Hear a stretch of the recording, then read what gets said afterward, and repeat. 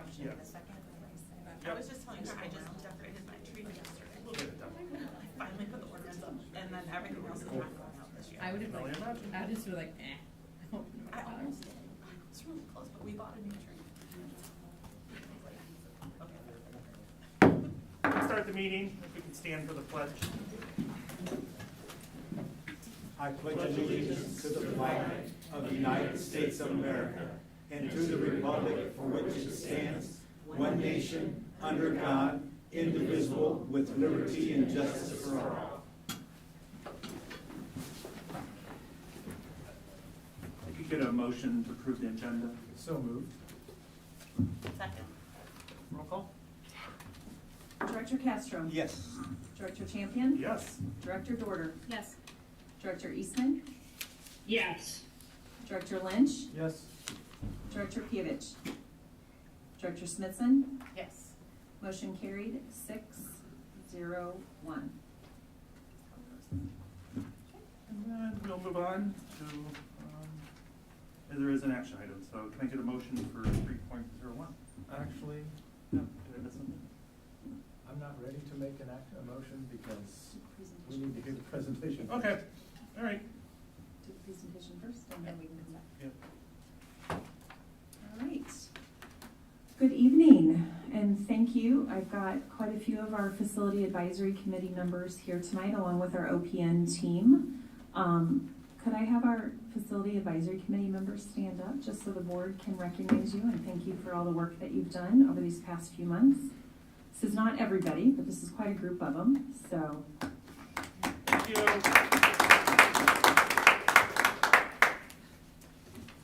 So tonight we're joined by our committee as well as OPN, the team that has helped us over the past few months. We do have quite an in-depth presentation for you tonight.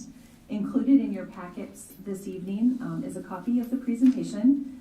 I believe it is the final one, but there might be a few changes in there. And then what you also have is a handout of the feedback from our community forum from last Monday. So individuals were asked 4 questions upon exiting. They had an opportunity, as I mentioned last Thursday, to attend 4 different sessions.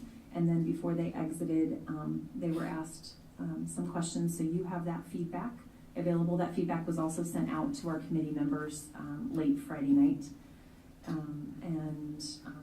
We'll start with those 2 handouts that are in your handout. Vicki, would you and your team like to reintroduce yourselves to the board, and then we can get started. So, I'm Vicki Highland, and I work with OPN as a K-12 specialist, accredited learning environment planner. I'm Susan Bauersachs, and I'm an architect with OPN. Been working with school districts and higher ed as well, but in the education sector for over 20 years. I'm John Spear. I'm an active school administrator. OPN uses me periodically to help with projects around education to work with the school district. Okay, so tonight our presentation is kind of broken up into 4 sections. Vicki and I have the first part. We're going to be going over the district and the facility master planning process and district overview.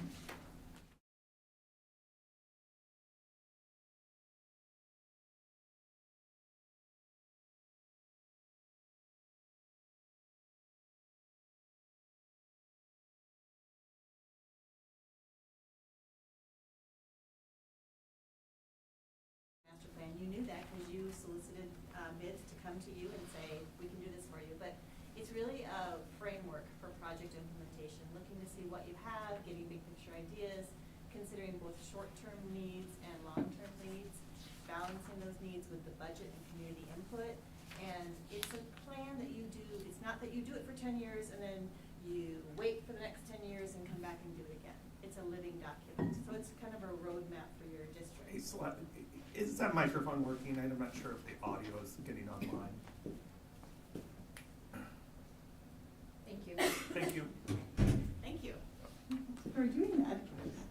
I tend to have a loud voice, but I guess not projecting out across the Netherlands.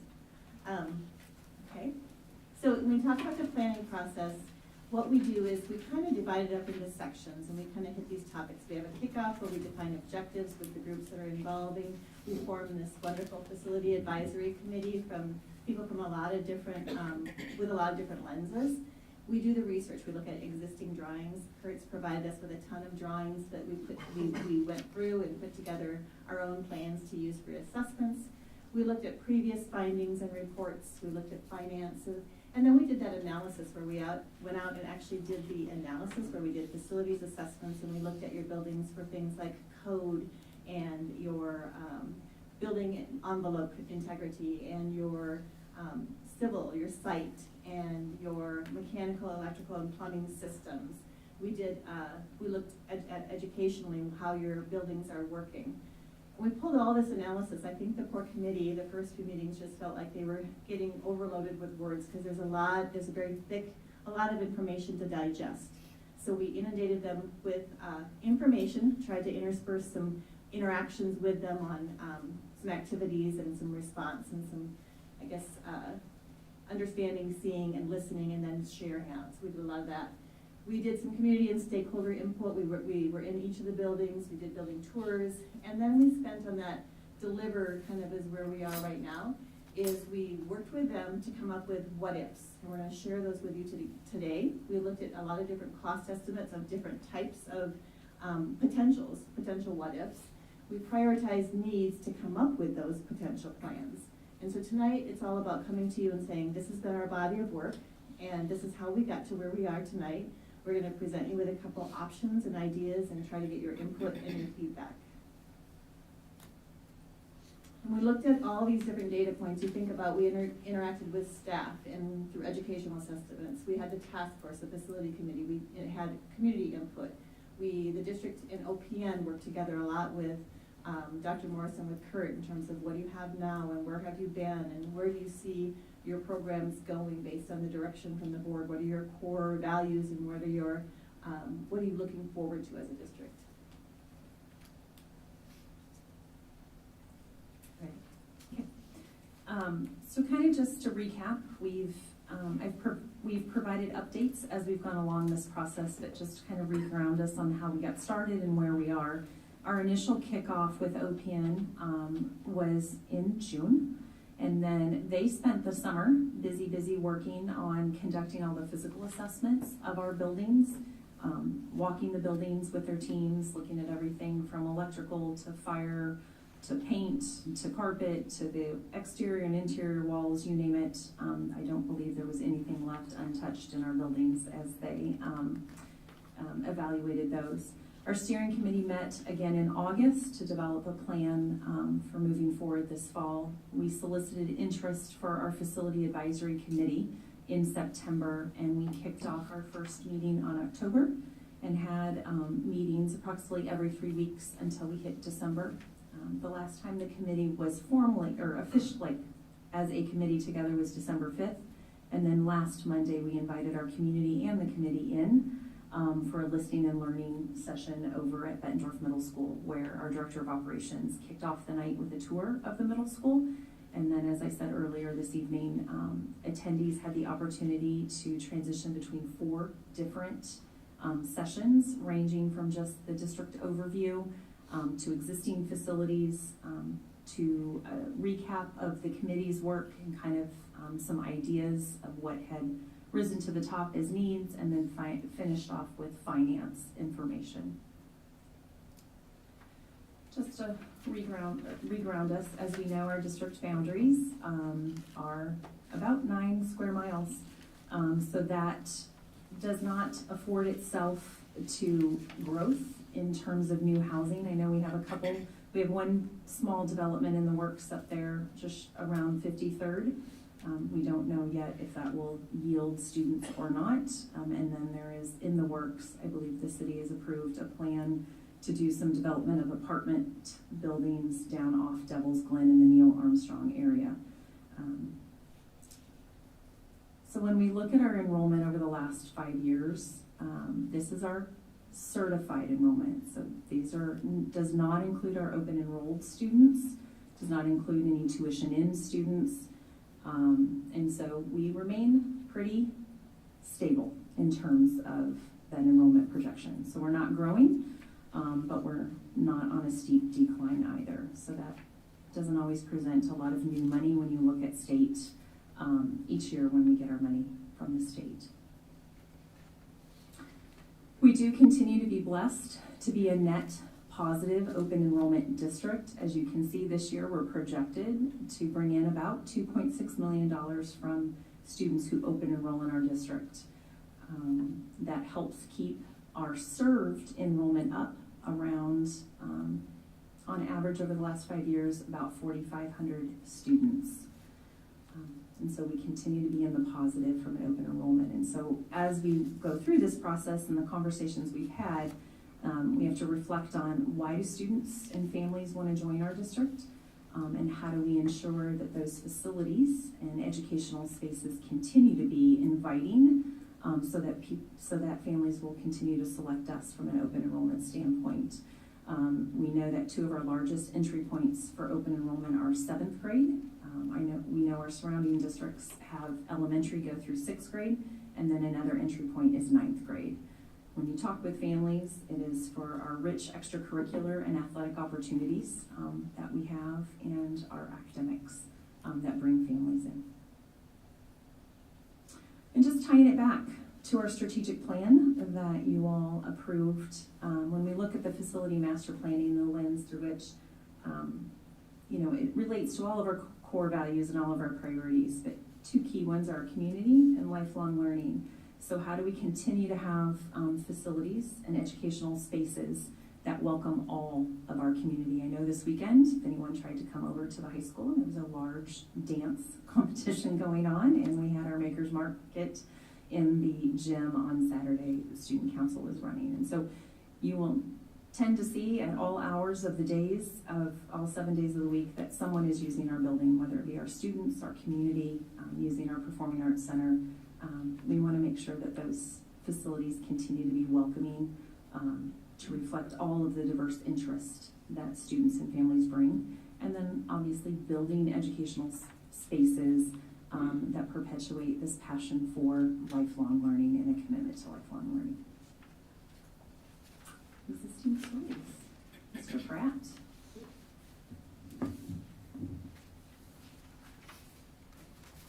So this was the presentation we made to the community groups, sort of as a way to give a little bit of a virtual tour without actually loading people up on a bus and driving them building to building, right? I will give the caveat, there are things we are obviously very proud of with our facilities, however, maybe not all that is captured here. This was sort of meant to show some of our newer stuff and highlight some problems with some of our older buildings. So I don't have a picture of the PAC. We all love the PAC. It's a beautiful facility, serves us really well. We're not talking about that right now. So again, there are things we are proud of, but that's not all captured here with this. So starting with Mark Twain, building completed in January of 2020. As most of you know, it's a 3-section building with 2 preschool classrooms. Go ahead, Celeste. Features a learning stair. Keep going, Celeste. Collaboration spaces shared by 2 grade levels each. Keep going. And then a full-size gymnasium. So again, newest elementary school, so it's certainly got all the features we would expect for a new 21st century school to have. Go ahead. Grantwood completed just 2 years prior to that, August of 2018, also a 3-section building, again, two preschool classrooms. Also features learning stairs, has a large library overlooking Duck Creek, and that's the image you see here. Keep going. This building had a small focus on staff collaboration, so this is the synergy space where staff have a touchdown space so they can collaborate as professionals and meet with students if need be. Keep going. Neil Armstrong Elementary completed in 2007. It's a 2-section building, so that'd be the smallest building in the district. Again, also 2 preschool classrooms. The original design of this building was relatively straightforward. However, the pairs of graded classrooms share what is called an academic room. So it's a pull-off space inside the classroom that is shared for individualized instruction, whether that's speech-language pathologists, interventionists, etc. So that was a different twist for that building to have a learning model. Paul Norton Elementary. So now we start to get into some of our older facilities. So Paul Norton, typo on that. The original building was not built in 1966. I believe it was built in 1984. Media Center was built in 1998. Commons and Kindergarten, well, that got transposed in the presentation from Hoover. So 1994 was when the second, third grade classroom was built. The Commons and the office was renovated in 2020. We'll move on. So building last collaboration space for staff and students. That was a reading interventionist room, I believe, and I'm standing in the doorway taking the photo, so you see there's not a lot of space there. Some of the interior finishes, specifically the caseworker nearing the end of their life. A lot of it's original to the building. We've kept up pretty well with the carpet in this building in most parts, certainly the classrooms, but some of the other finishes are starting to show their age. The gym is not a full-size court by any means. It's larger than its counterpart at Hoover, but it's not equitable to our newer buildings. Music room is located on stage between the gym and the Commons, and that presents challenges for students with disabilities. Here you see our wheelchair lift to get them up and down that space. Go on. And you can see the stage, so it's got operable partitions on either side, so it's just not, it wasn't built as that space, so it doesn't particularly function extremely well as that space either. Hoover Elementary, so this is now our oldest elementary school by original construction date, so it was built in '66 originally. Built the Media Center in 1998. 2012, the Commons and Kindergarten wing was added. And then 2022, as you all were at the ribbon cutting several months ago, or many of you, we added the secure entry vestibule and office, and then the 5th grade classroom addition in the back. So we still have challenges, obviously. That one addition and renovation didn't solve all the problems for the building. It still lacks flexible space for learning. So this is one of the interventionist rooms. You can see they've all kind of made their space with storage of learning materials. So if you have a kid who's maybe a little more boisterous, that doesn't mean he's not bugging the kid with another teacher nearby. Kurt, so what is that drain on the upper right? Is that a roof drain that comes down through the? That would be a roof drain, yes.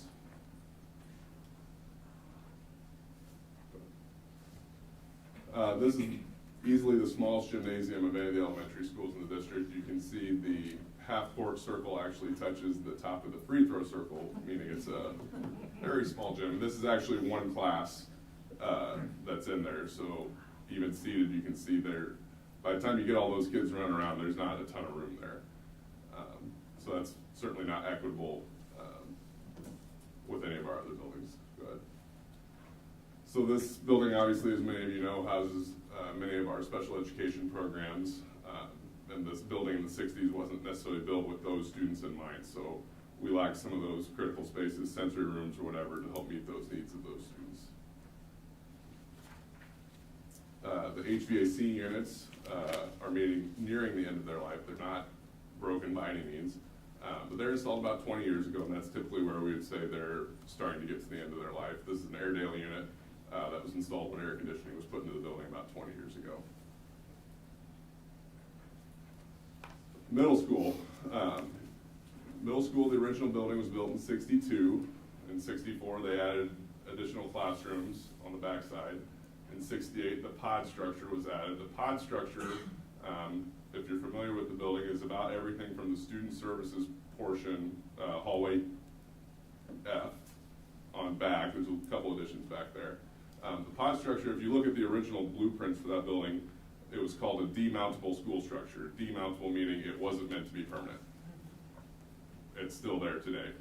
It's a steel structure, so it's fine in that regard, but it's been renovated several times now over its lifetime.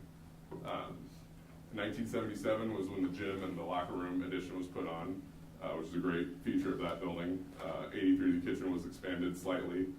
And then in '85, they finally connected the two buildings. So we had two separate buildings, and they added the breezeway between there. And I think on the tour, Kathleen Van Horn commented when she was there that she got cold walking between the buildings. So we do have some experience prior to that. 97 is when they added the Science and Music Edition, which is where the community meeting happened. 2000s, various renovations were undertaken, specifically the pod area. 2006, they added the fitness center and the technology lab. 2013, front office addition renovation, and the cafeteria was expanded about 20 feet, give or take. 2016 was the parking lot reconfiguration to try to solve some traffic problems there. And then in 19 was when air conditioning was put in the gymnasium. So that's a long list of additions for any one specific building. And so my point sort of with that is the additions from the 80s to the 90s to the 2000s, none of them knew what was coming after them or before them, if that makes sense. So that doesn't mean they necessarily mesh well. And so that's some of the challenges we see with this building. Keep going. So for the original building, the typical size of the classrooms don't meet 21st century standards for the number of students per class. So for the number of students we would have, you would expect to see about a 900 square foot classroom. These classrooms are 700 square feet. And I think if you took the staff between two simultaneously, they would tell you there's a big difference in that 200 square feet. Go ahead. Oh, that one. Narrow hallways in the original building are not conducive to the number of students passing between classes. So I actually had the opportunity during the community meeting, we had student volunteers from the middle school web crew who did great work for us. And there was a group of 4 boys that were kind of waiting on the next step. And so I started talking to them about the building. I said, well, what are your complaints? What are the problems? Narrow hallways, we can't talk to our friends. You can't stand next to your friend and talk to them without bumping into somebody. Okay, I mean, so the kids, I mean, that was their challenge they saw with the building. Keep going. So this is, in my world, the biggest problem with the original building of the middle school. So the roof deck is built much lower than what current construction standards would utilize. So this is a picture, you see the ceiling at the very bottom, and then you can see the roof deck at the top of the tape measure, and it's 13, 12 inches somewhere, give or take there. New buildings, you would typically have 2.5 to 3 feet of that space. That way you can run piping, ductwork, etc. So because of that, ductwork from past projects for air conditioning, heating, what have you, was actually run over the roof rather than through the building, which is not ideal from any circumstance. Go ahead. And the original building structure is CMU bearing walls, meaning those narrow hallways are meant to be that way because they're bearing the roof structure, and so it's not easily reconfigured without significant structural changes. So another issue with the building, many of the classrooms in the pod addition do not have access to natural light. The cafeteria is undersized for the number of students we serve every day. We do have 3 lunches broken up by grades. Kitchen is small and antiquated for the population of the building. We modified the food line, I think as many of you know from last year, to try to create a better lunch experience, but we're actually taking up space in the cafeteria to move kids through the lunch line. Again, just a view of the kitchen. The equipment, we do keep up with the equipment on a rotation, but some of the other finishes, things, what have you, are near the end of their life. Again, similar to Hoover, same classroom HVAC units in the original building that are getting to the end of their life. But basically in the late 90s is when those projects, late 90s, early 2000s, when those projects all got done. So we're all kind of reaching that end of life at the same time. So building last collaboration space for staff and students. I believe this is one of the itinerant staff, meaning it could be a mental health therapist, speech language pathologist, what have you, but this is the room they're in. And you can see that I'm standing in the corner taking the photo. So it's not, it doesn't scream helpful.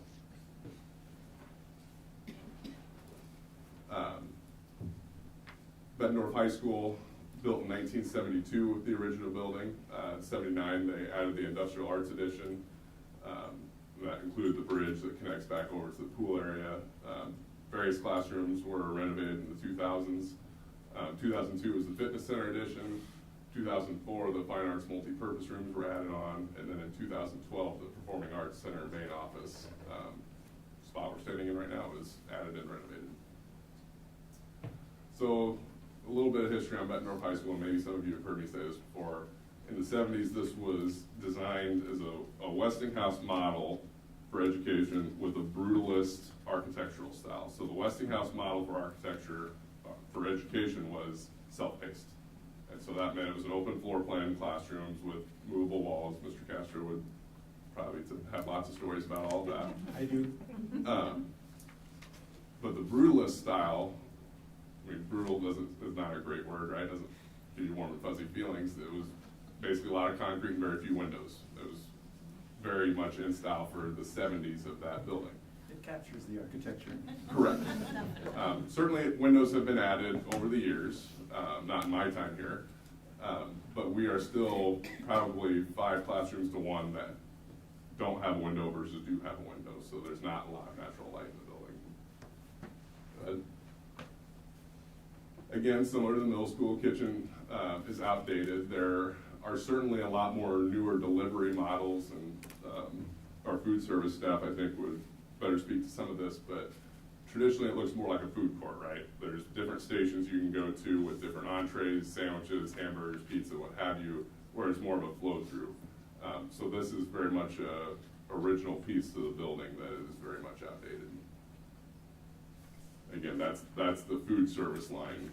That's the exit you're looking at right there where they check out with the cashier. So cafeterias aren't large enough to accommodate all students, and if you want to be really picky, you say, well, Kurt, there's a whole table standing in front of you where you took that photo that has no seats on it. Yes, that is accurate.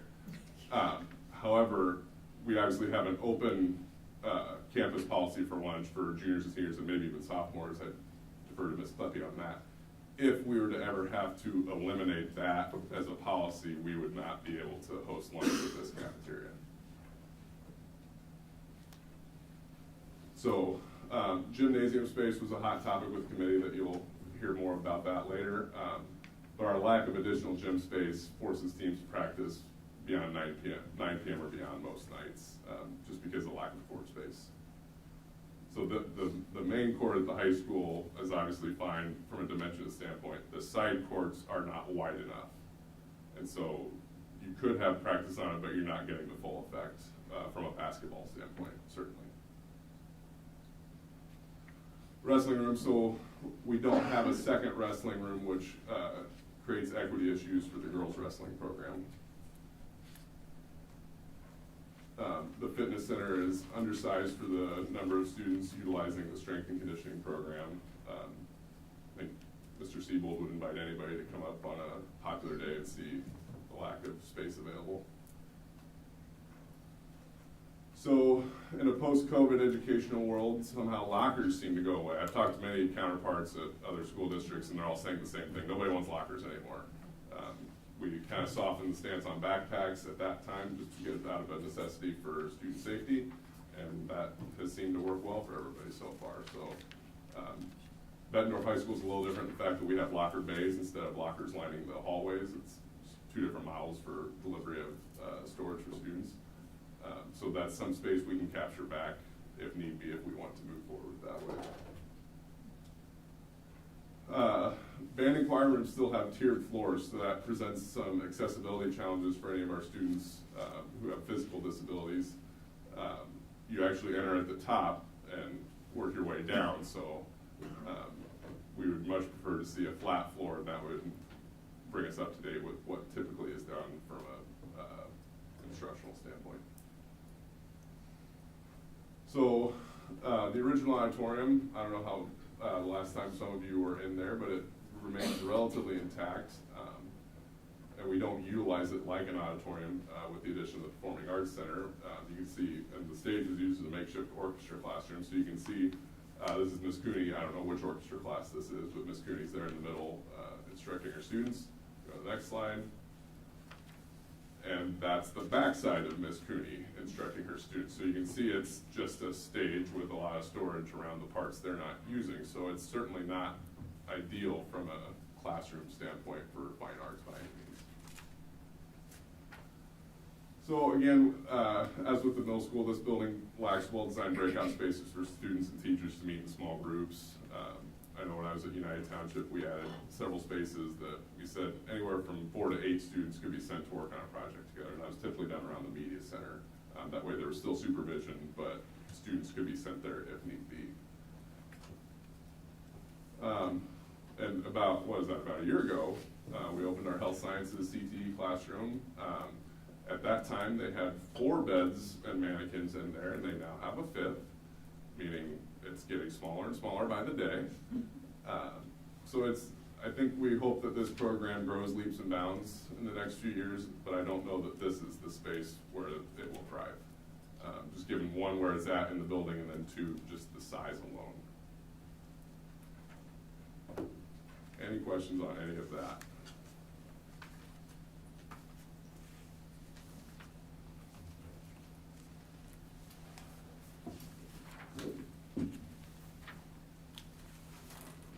Need to stretch.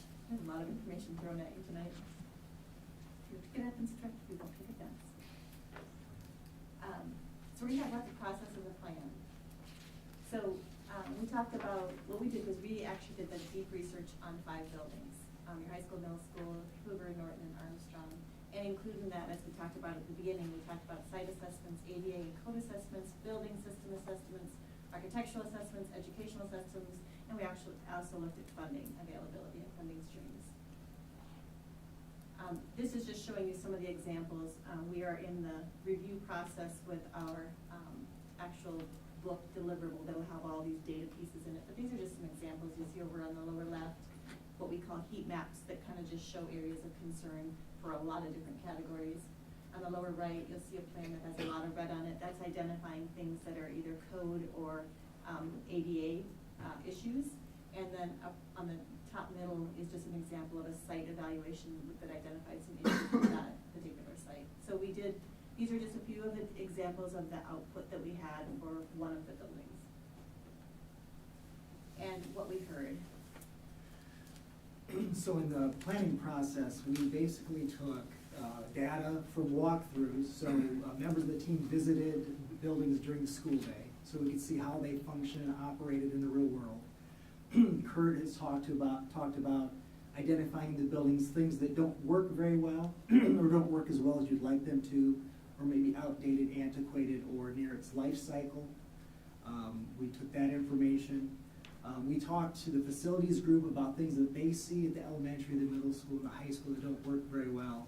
And we took the planning and the documents from walkthroughs from architects and engineers about things that might be needed to update. So we took all of that information, and all of that came into a culminating event.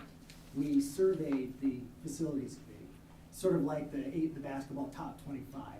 So we had a master list of all the things that could be and probably needed to be done someday with the Bettendorf school system at the elementary, middle school, and high school level.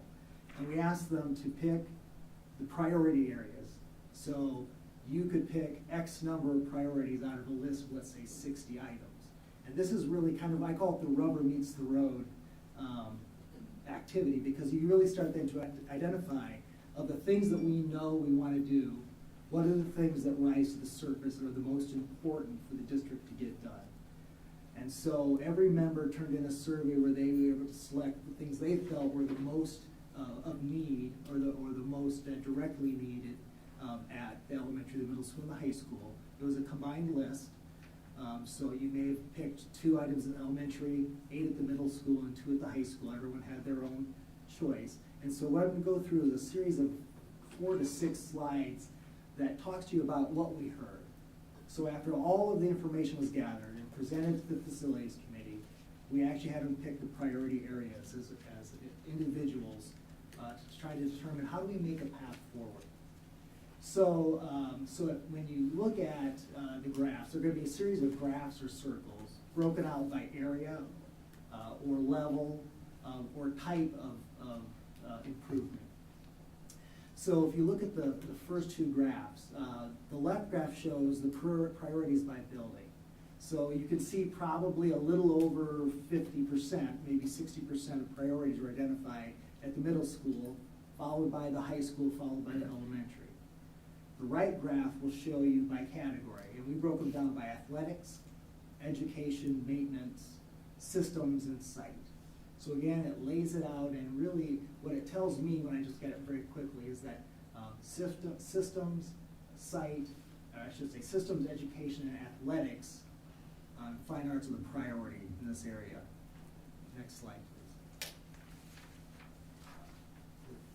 Back, I think back 1. Up, 4 1. All right. So again, we've kind of broken it down by building. So education, when we laid out the educational needs, the survey shows that half of those needs approximately come at the middle school. Another large chunk of educational needs come at the high school, a small slice come at the elementary. When we look at system and maintenance needs, again, middle school, and this one's a little bit reversed, middle school, high school, middle school, elementary, then high school. So what you're seeing is our groups identified the area that they felt needed the most attention in those different categories. Next slide, please. Can I ask a quick Yes. question? By systems and maintenance, I assume you're talking about like so maintenance is pretty easy to Yep. figure out, but systems, are you talking Could about like?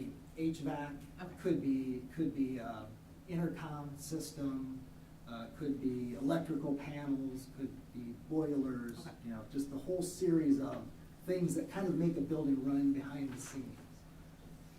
And this is not a list of, like, sort of, how many of the entire 60. This is a list of how many that people said were Identified. right, whereas Right. they're on their Right, priorities. so if there were 60 items, and I don't remember the exact number, and they chose 10, we'll use those numbers. So these were the priority areas that were chosen off of the master list. So those that were chosen, half of the educational items, people saw at the middle school needing priority work. Next slide, please.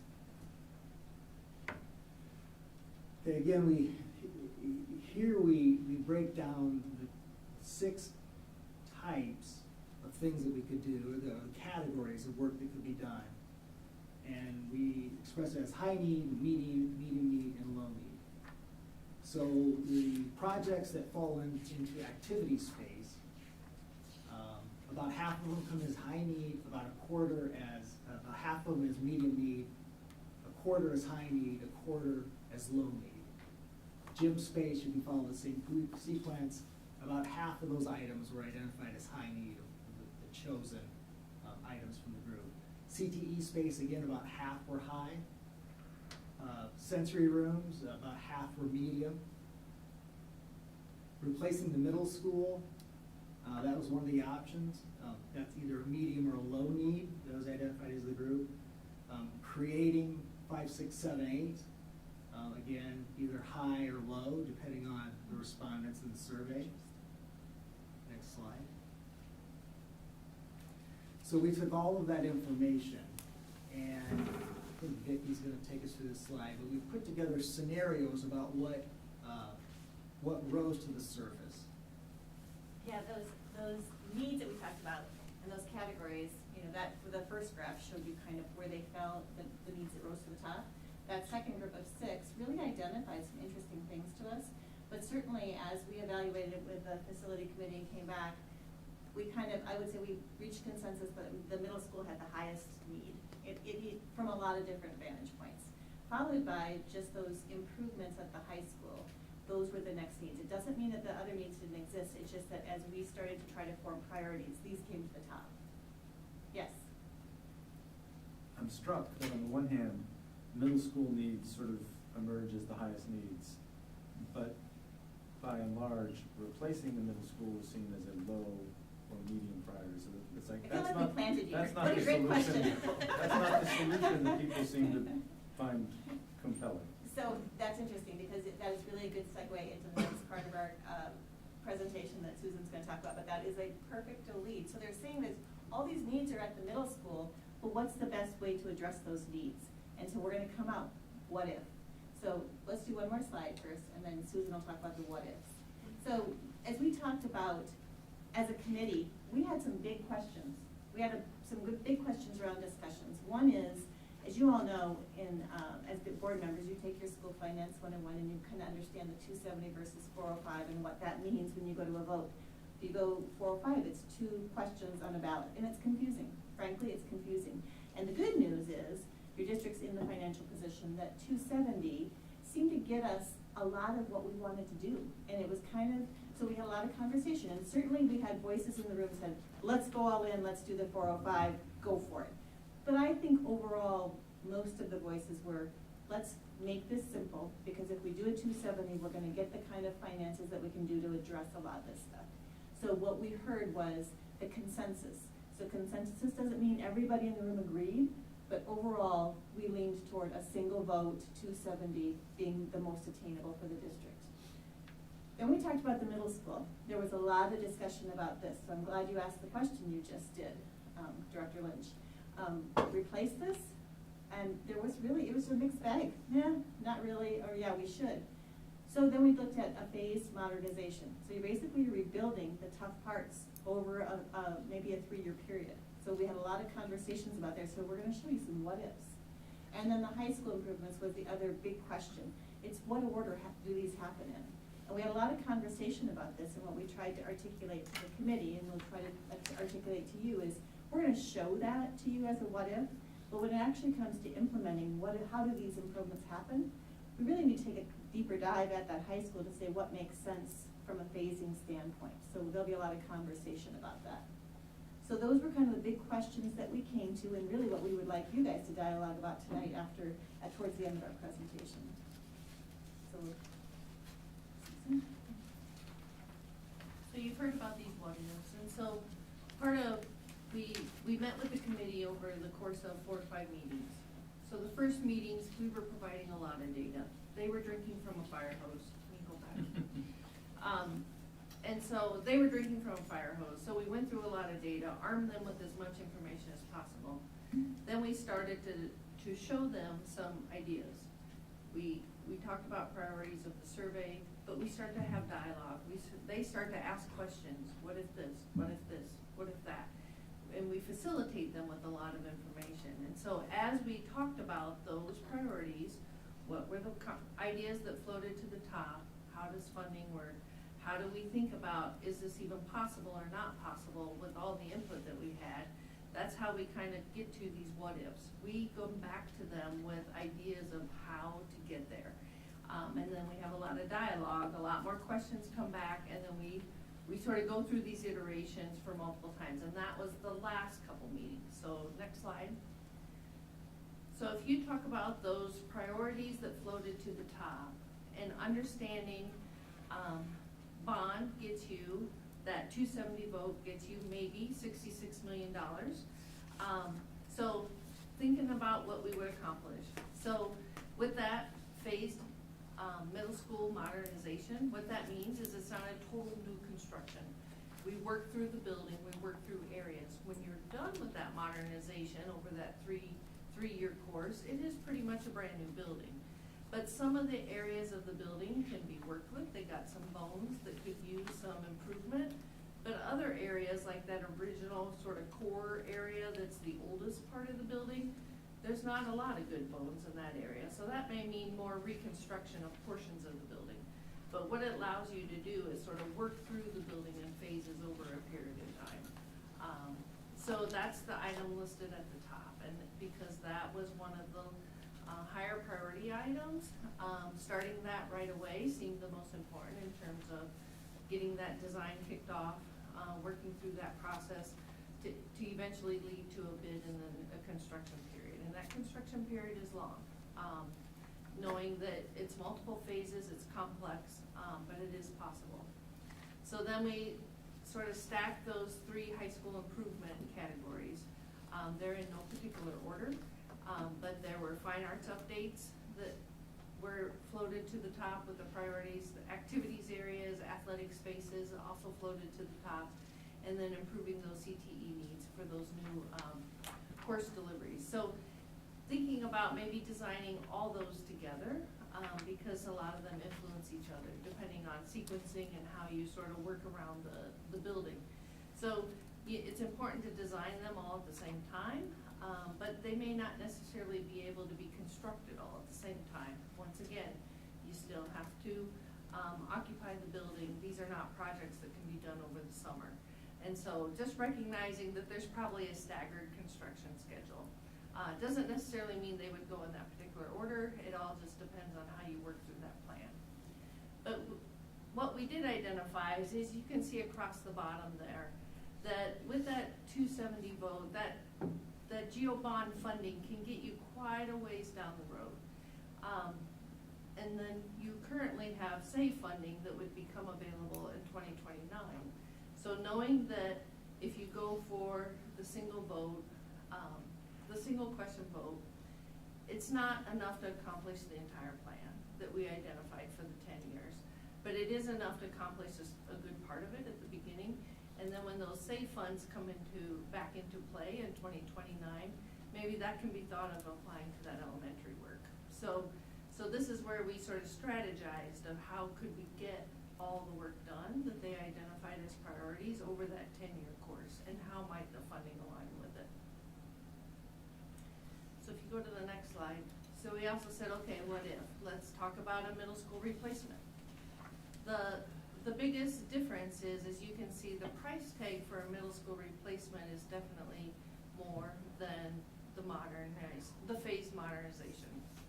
So that became one of the biggest dialogues of discussion, is the fact that majority of the bond funding would be consumed by that one single most project. It would not be able to pay for all of it if you stay in that 270 vote. But at that 80 million, you're not gonna be able to do a lot of other projects at the same time, or even simultaneously, until you get more closer to that 10 years out and that same funding becomes available. So this is the impact of thinking of a replacement building and sort of what that might mean in terms of the plan of how you think about that 10-year opportunity. So there was a lot of dialogue and discussion, but there's definitely some pluses that came out of the group on the previous phased plan, and the fact of it can get to a lot more work sooner than maybe necessarily of a middle school replacement project. Any questions about these two what-ifs and how we sort of work through that with the committee to how they could think about? But theoretically, a phased modernization and a replacement, at least according to this rough timeline, would take about the same amount of time to construct. It could, yes, but the dollars are very different. But you're right, 3 years construction, a year and a half of design, that gives you essentially to the same point in time. But if you look at the second what if, when you look at that $81 million, a single question bond would only pull in $67 million. So we know that in 2024, we could refinance some of our current bonds that paid for our 2 elementary schools. Hopefully enough to bridge that gap, or it's till 2029 when those bonds fall off and we have more funding power there. So thinking that through, right? How do we structure that financing? So there have to be some really compelling reasons to justify replacement over phased modernization because of the financial barriers. And the other piece up on this, if I'm reading this slide correctly, if I remember all the conversations, in this you get the middle school and the high school at the same time. But, well, no, not at the same time, but we would be left even. With the phased modernization, high school can be going concurrently. Correct. With this one though, with the replacement, And the moving funding not even even. scheduled. Correct. Correct. I'm curious, Correct. and this may be too much detail too soon, but does phased modernization address that hallway issue that you highlighted as the students' main concern? Yeah, it would. As Susan said, she's 100% right. It will look and feel like a new building. It'll have bigger classrooms then as well, because having been in that middle school, as a middle school teacher, the size of that those classrooms is a big part of the issues that we see at middle school. Celeste, let's go forward. And, Because I think you're gonna see here. Yeah.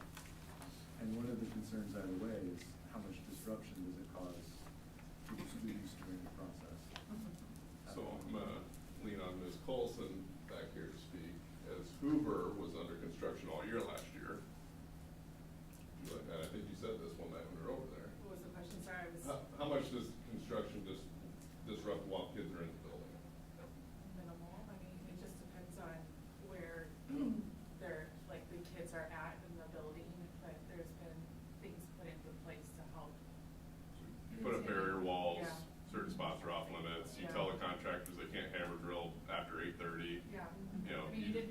construction, you know, as one would think would be happening all the time, you know, so you could definitely keep teaching and learning in that environment.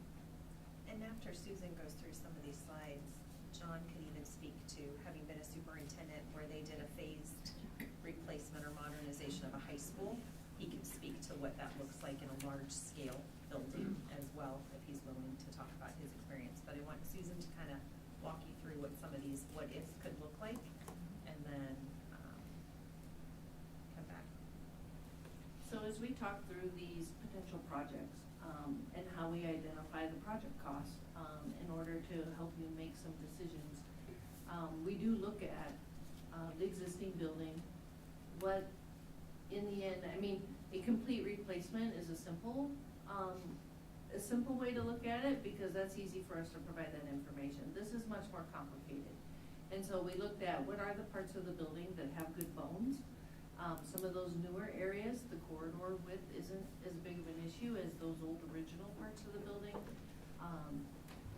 Kurt talked a little bit about the structure of the building and how we got load-bearing walls. Those are big deals when you're wanting to widen corridors and change those things. That systems are not the same throughout that whole building. You saw his list of improvements and additions and revisions to that building. So that doesn't mean that applies everywhere. So as you look at this phase plan, it's a little complicated and it's also a little hard to read. But what it identifies is, you can see that PH1. So phase 1, I mean, part of the key is to get the new, there's gonna need to be a classroom addition. So do that first, get that built, so then you can move students into that space and they can be utilizing that space. Then you have to vacate parts of the building to be able to do renovations. That center part of the building is probably gonna have to be reconstructed quite a bit.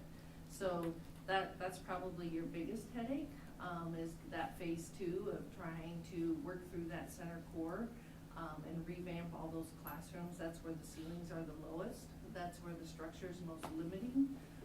So really sort of opening up that center part of that building and revamping it will be your biggest probably stress period. But recognizing that we're talking about a new kitchen cafeteria, and then maybe repurposing the existing cafeteria to be the media center. So getting some of that new construction going first helps relieve the other parts of the building during those renovation periods. But being this building also does not have a sprinkler system. So that's where we talk about systems. That's where you need to work through the entire building. And we've done this with school districts. I personally have worked on projects with school districts where we have leapfrogged through the building between summers and semesters to be able to put sprinklers and work through 4 classrooms at a time. And we just work around the building and the contractors are there with the students. You do put up your barrier walls, you do create your separations. They have separate entrances and exits, so you don't have those students and workers crossing paths. But it can be done. Susan, what would you say about the cafeteria? So in this particular plan, you see that phase 1 new multi-purpose, that's the word for cafeteria. But this is showing that there's a new cafeteria and kitchen that would be built first. And then the old cafeteria space, or the existing one today, could be repurposed for a media center or other spaces like that. I thought of this too at the middle school. The cafeteria kind of seems to be the farthest part away from the entire academic area, so some of the kids from the furthest east part have to go all the way through to the farthest west part. So when I see it kind of in the same far west location, I didn't know if you thought about a more centralized location for the cafeteria, closer for the students. Yeah, I really think those sort of the green blocks that are on the right-hand side, they all can move to the front of the building equally. So it's not necessarily like it's a linear path of circulation to get from one corner to the other corner of the building. There's definitely some synergies of putting that new multi-purpose space near maybe the gym. They can be used for after-hours events where you have large group gatherings or other functions. So there's definitely some benefits in terms of the adjacencies when you think about this. But I wouldn't think that, you should not be thinking about it as a student has to travel from one corner all the way to the other corner. They're going, through the corridors at different points in time in the building. So that, I don't think that's a limiting factor of putting the cafeteria right in the center of the building. Well, And this is the first blush of I was an gonna say, idea. Yes. yeah, Just- this isn't like, we're not It's not saying what that's will where be. we're gonna No. put it and that's gonna stay that way. Correct. So.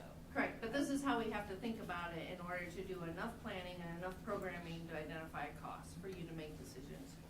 I also wanted to just make sure you understood that in addition to the building modernization and the working through it, we also have included a 400-meter track with center field. So if you understand sort of what's in that $66 million price tag that's listed on the bottom, and that's a project cost, but those are sort of the main points that are included in that. Susan, can I, oh, sorry, Director Castro. No, that's fine, just a side note, that 400-meter track, we've talked about that for 20 years in our school. You're ready for it. Well, you can thank Mr. Lammers out there for being a strong advocate in your middle school team. But we also look at that as an opportunity for our community, right? Not just for students, but what a tremendous asset that could be for our community, who also uses our facilities and having access to that. So the other piece, you know, as we've had conversations around, is it 6th, 7th, 8th? Is it, you know, do we look at grade reconfigurations? As we worked through with this committee, with this phase modernization, there were conversations about if you build a new classroom pod section, are you then able to look at that building and have 6th graders have their own educational space, but then be able to access the beautiful gym and all of the other amenities that come with a middle school. So, just, you know, like Kurt said and Susan said, by no means is this is just a real first glance at what could it look like in a modernization.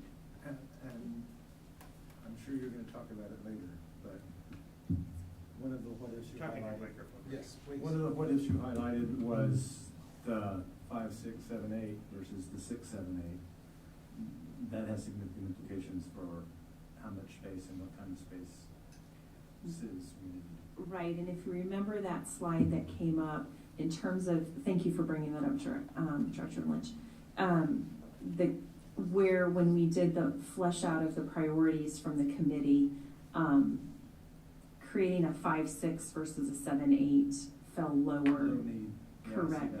that. Versus how do we, in a middle school, either robust renovation, or if it ends up being a new building, how do we create that space within the space, right? To have 6th graders have an educational space for them, but yet still have access to all those other amenities. But yeah, the committee came up kind of as a low need in that, in terms of going through a full grade reconfiguration. Did that address your question? Okay. One thing, like Dr. Morse mentioned, I'm probably living proof that a complex plan like this can actually happen successfully. My last position as a superintendent was in a district of about 6,500 students, which I would consider a peer to Bettendorf. We're in the same class. And we went through a massive reconstruction of our high school, very similar to the scope of what you're planning to do or likely to do at the middle school. Now, there were some inconveniences. I mean, no one's gonna tell you that didn't happen. But I had a daughter at high school while it was happening, and it didn't affect the teaching and learning. We sectioned off parts of the building. We actually tore off a big section of the building, so we had two ends of a building. So about everything that you can imagine to go through as a construction process, we went through successfully. And I don't think my daughter would say that it affected her at all. In fact, she would say it was a good thing because she got to experience some of the new construction as it was happening. And my current daughter, who's still in high school, gets to take the benefit of all of the new construction. And so in essence, we touched every surface. So although we didn't build a new building, we really had a new building that was more cost effective than if we were to build a new high school. We simply couldn't raise enough funds to build a new high school. It was out of our reach if we wanted to do any other projects in our district for a 10-year period. So really a very similar scenario ended up making its way through the facilities committee here. So it can be done and done successfully. And Dr. Lynch, just that, you know, I've been through a renovation like that, a smaller scale, but it was not really disruptive. I mean, there was an issue with the fire alarm that would get triggered, but other than that, it was not really disruptive.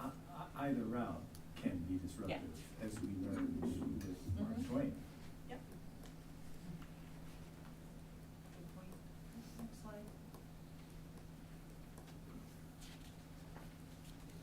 So this is that slide where we did a test fit of a new middle school, 1,100 students, in terms of what would that mean. This assumes 2-story spaces, which is different than what you have today in your middle school. But the efficiencies of 2-story spaces and the footprint it takes up on the site would be one of the main things that you would have to do if the choice is to do a new middle school and utilize your existing site. So that's about as far as we go with the test fit, is we can hypothetically put a building on the site that supports 1,100 students to show how that might or may not work. But as we were talking before, you can see the project cost for this is definitely more than the modernization approach. Next slide. So we did the same thing at the high school for those areas of improvement. We have to identify enough program. We also have to identify a little bit of scope to be able to put cost to it, but these are not design solutions. So taking out those tiered floor systems in the practice rooms, you saw some images of those that Kurt shared. Renovating that old auditorium space, the stage would be renovated to an instrumental classroom, and that seating area would be renovated to classrooms that could be used in a lot of different ways. But doing that sort of improvement to the fine arts area. Next slide. We also looked at the activities improvements. This includes an auxiliary gym.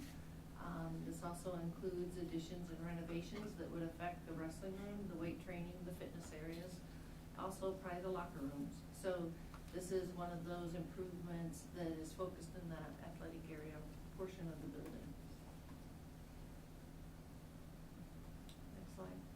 And then the third one we looked at was those CTE improvements. And so that's for those health classrooms, health science, child development. The sort of the what-if idea for this particular improvement was to take those existing old locker rooms that are currently shown at the top of that sort of purple bar and reconstructing them, repurposing them to be more supportive of the CTE programs. The previous improvements in that activities area and athletics would address the locker room need, and so that's then focusing this part of the building to be supporting of those CTE programs. Next slide. And so we also had to look at the elementaries to a point to be able to understand the scope of those projects. So Herbert Hoover, converting more of those classroom wings to allow for collaboration areas. I know there was a 5th grade edition done recently on that that's currently working that way, but this is to do that more in the existing building. This includes a new gymnasium. That gymnasium, even though it's in an elementary building, would be a regulation size court, so that the district as a whole would have more regulation size courts, not the small elementary gyms that are hard to use for practices for older classmates. So anyway, a new gym addition to the south there, or a little bit southeast, and then reconfiguring that commons area, that's where their lunchroom is, but also it's sort of a multi-purpose space, but reconfiguring that to be more supportive with that gym addition. And then the yellow box up in the upper left is repurposing that gym then for more education space, and in this particular one, it's media, a media center. Jim, can I ask a question? Of course. Are those, the $7.5 million, is that in $2029, $2030 or $2022? So that's an excellent question, because right now we just did dollars for today, so. So when I see it on the first long-range plan where we're talking a phased approach, where this is 30, it's probably gonna be more than 7.5, it's probably gonna be 8.5. Yeah, so the way we identified the project cost is it's construction costs with some contingencies and soft costs for today, which gets you out about a year, maybe 2 years. But it definitely does not include escalation that you would apply for 10 years out. So that is something to be aware of, and to, it's one of those crystal balls that's really hard right now to identify. Next slide. And then the last one we looked at was Paul Norton, and similar to Herbert Hoover, this includes some classroom addition to work on getting those collaboration areas around those existing classroom spaces, but also recognizing that they're using the stage right now. You saw the accessibility issues, so reconfiguring the music classrooms there, and with the new gym, once again, another regulation court. So in the plan as a whole, both Herbert Hoover and Paul Norton would get new gyms. We had identified in the high school activities area an auxiliary gym. So you can see there's multiple gyms that are being talked about that the district would have in their collection with these various projects. But then also looking at that stage area, once we address the music room and the gym, then how can we repurpose that to be more useful and effective for the building.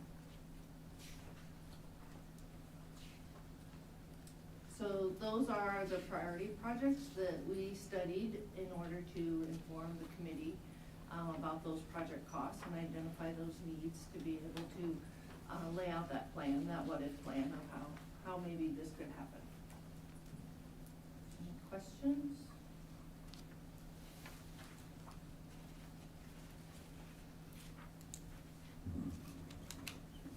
Any additional questions?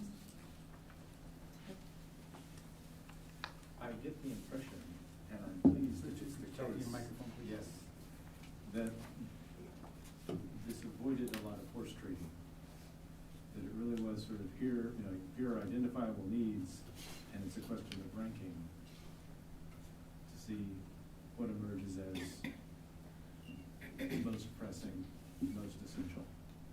And it's really important to not feel like the items that aren't identified here are not a need, because we had a very long list of needs for the district as a whole. But it's really identifying those primary ones that are floating to the top, and how can we address those the best.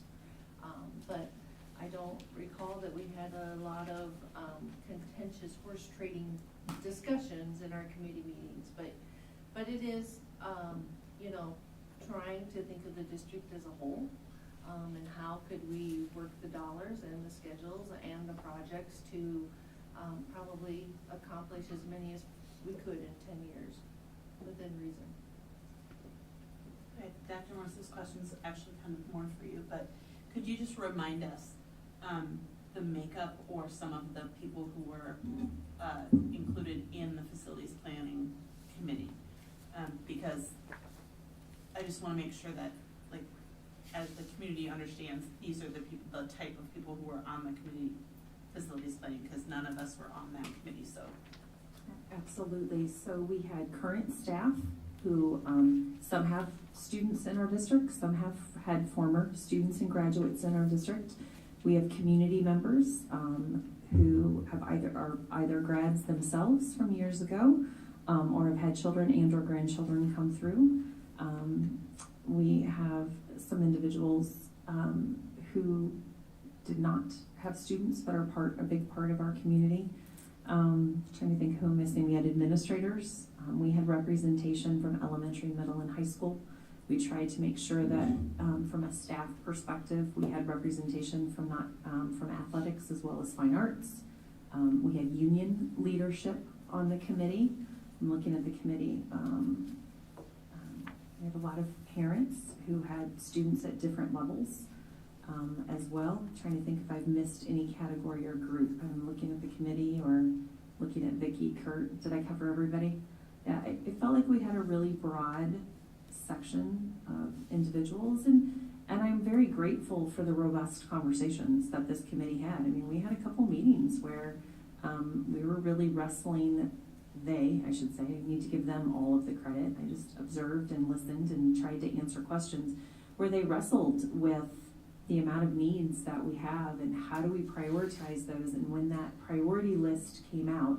So Vicki, remind me, do you remember approximately how many they kind of reviewed on the survey? Because they got to pick their top 15. There was about 70, does that sound right, guys? I think around 70. Yeah. And so that's why we give them a lot of votes in something like that, because you need to see trends. And when we synthesize that data, pulling it out the way we did was trying to look at broad categories, not just like the boiler at so-and-so, or, so, yeah, we had a lot of needs identified, and Susan's absolutely right, and Dr. Morris is right. There's still all needs there, but what we did, we had a lot of discussions about from Kurt's end, he's ticking off needs, and every summer, he has his list of things he needs to get done, and I'm sure even over Christmas break, he has some things that he needs to get done. And I will say, kind of as Vicki mentioned it on a slide earlier around consensus, I would venture to guess, and feel free to ask the committee questions. I don't know that everybody got everything they wanted, but I don't think there isn't anything up there that didn't resonate with everybody there. The other biggest area, as this earlier slide pointed out, was the conversation around a rebuild versus a phased renovation, right? And a lot of conversation around that, and ensuring, and then a lot of conversation and discussion around educational space and those fine arts athletic spaces, and making sure that both got addressed. So I hope I answered your question. No, I think I think that explains the process a little bit more, and just to make sure that, everybody's kind of on the same page, that these are the needs that the committee, which included people that were parents and community members and staff and all of that, and they were all represented, have identified. So this is really our community speaking to us, kind of giving us this information of these are the needs that they've identified. So. Yeah, and we definitely had committee members, whether they're former grads or had children that were graduates that make up a strong piece of our community now, where they have no children or grandchildren currently in our district that are taxpayers in our district.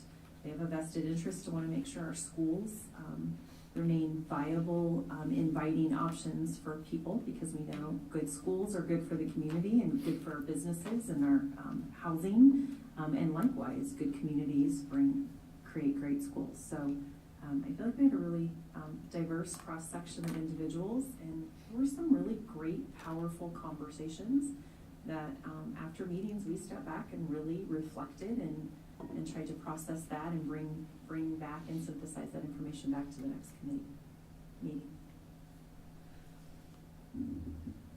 Any other questions? Dr. Kester, did I see you starting to ask something? For once, no. Oh, no. Ask away. A good place so far, making it through? Okay. All right, we'll talk money next. A lot of this will be a repeat for you all. It's also information we took the committee through and then have reviewed this with our, at our listening and learning forum last week. So let's next slide, please. So as we know, in Iowa, around school finance, we have fund accounting, right? You can only use a fund for its stated legal purpose. We don't get to mix. And so that has its advantages and disadvantages at times. Just a quick review of the different funds that we have in our finance, and the ones highlighted will be the ones we kind of focus on tonight because they relate to the facility master planning process. So when we look at what our options are for financing a facility master plan. Oh, one question about that prior slide. Yes, sir. The Pearl Fund does not apply to us. Correct. It does not apply, but if we had it, it could be applicable to the process, hence why it's highlighted. We do not currently have that levy. So when we look at financing, to Dr. Lynch's point, funding can come from, for us, it's relevant out of our PEPL funds, out of our SAVE fund or the penny sales tax, and the general obligation bonds. If that is a direction the board should choose to want to go. Question? I just was curious, so on the previous slide, it shows funding for this coming from a potential, GO bond funding and also SAVE funding. Can you just talk about, maybe this is a good question for Kurt, I don't see Pebble funding any of this. It's at the top, it's that first. I mean, so on your, on this, on the Oh. timeline, is there a reason why we wouldn't use maybe Pebble dollars to support these, large projects? That is a great question. As we get, I think I'll answer it when we get to a couple slides down. And if I don't, hold me accountable and bring it back. Okay? I think I know the answer. No, and I Say just, it out but I loud. think with this slide, it'll make more sense as we get forward. Yes. Going back to the funding slides. Any of the kitchens can be funded through the enterprise fund? I know we buy in some equipment, but how about any of the renovation for any of the kitchens? My understanding is it can be used for some of the renovation, and we actually just used it, some of the funding out of the enterprise fund to help renovate the Neil Armstrong kitchen remodel that we just did. Okay, it wasn't highlighted that, lining up projects. Yeah, no, thank you for asking, David. Okay, so when we look at our Pebble levy, we bring in about, we're estimated to bring about $2.9 million in this school year in that levy. So to your question, Director Dorder, that's, yes, you can use that funding from a construction standpoint, but there's not a lot that comes in on that. That money tends to be used both for technology and operations. That's for our deferred maintenance projects. So out of that funding, about $1 million roughly goes to technology each year, and about $1 million to operations, and that leaves us about $900,000 to help us build that fund up to do some of the larger projects that needs to be done, such as roofs, carpeting, flooring, some of our bigger projects, HVACs. That answer? So am I correct in saying we will not take Pebble dollars maybe on an annual basis to fund some of these larger projects, because we really need to reserve those funds for important priorities that are on a year-to-year basis, maintenance? Emergent issues. Yes, that would not be administration's recommendation at this time to use those funds, because one, as you know, with technology, we're a one-to-one district. We're lucky to be one-to-one all the way across the board now, but with technology, as soon as we get in the hands of our students, some would say it's obsolete. So we've got very tight replacement cycles, and we want to make sure we can stay up to date with that and meet the technology needs, keep the Promethean boards, smart boards in classrooms. We also have an operations department that needs new buses, new equipment. And so this fund, if you think about the costs that just came with some of those renovations that were shown to you, this would not get us very far. And we want to make sure that we can also keep up with emergent needs or ongoing deferred maintenance costs, or if we should have an emergency situation, and keep business running as usual from an educational lens around technology. Hopefully I've answered that question. Yep. Okay, thank you. Moving on, when we get to our SAVE funds, or the penny sales tax, that, as you can see, has grown a little bit each year. We're estimated to bring about $4.6 million in revenue in that. And so Celeste, if you will, move to the next slide. So currently, in terms of our SAVE money, that is the bonds that are paying for your Grant Wood and Mark Twain construction. So roughly 3.4 million of what we bring in, around the 4.6 million, is allocated each year to pay those bond payments. And so that leaves us about 900,000 available. With about the 900,000 out of the Pebble dollars, we allocate approximately 2 million, as I said earlier, to operations and technology. Some of that money was utilized for, we have some money still on hand for medicine, is that correct? Correct. And then we did a substantial boiler replacement up here at the high school with some of that money as well. Yeah, that was before my time. Yeah. Yep. Yes. But the Pebble budget that we just approved for next year pushes right up, there's not gonna be 900 left over from that. There should be, yes, because each came in right under $1 million. And so we should have roughly 900. That's been our general rule, right? Yes, Next year's total budget, it's about 1,000,007 that's going to operations. Some of that 900,000 we use for projects. yes, that's part of that deferred maintenance project. So the 1 million is his, like, what we call daily operating budget, and then because we wanted, as we have, So the 900 is actually already allocated, it's not sitting in a Correct. pot waiting to go to new Correct. projects. Correct. That clears it up. Correct. Okay, can move on. So just restating, capital projects. Excuse me. We have, between the two funds, we bring in about $10 million.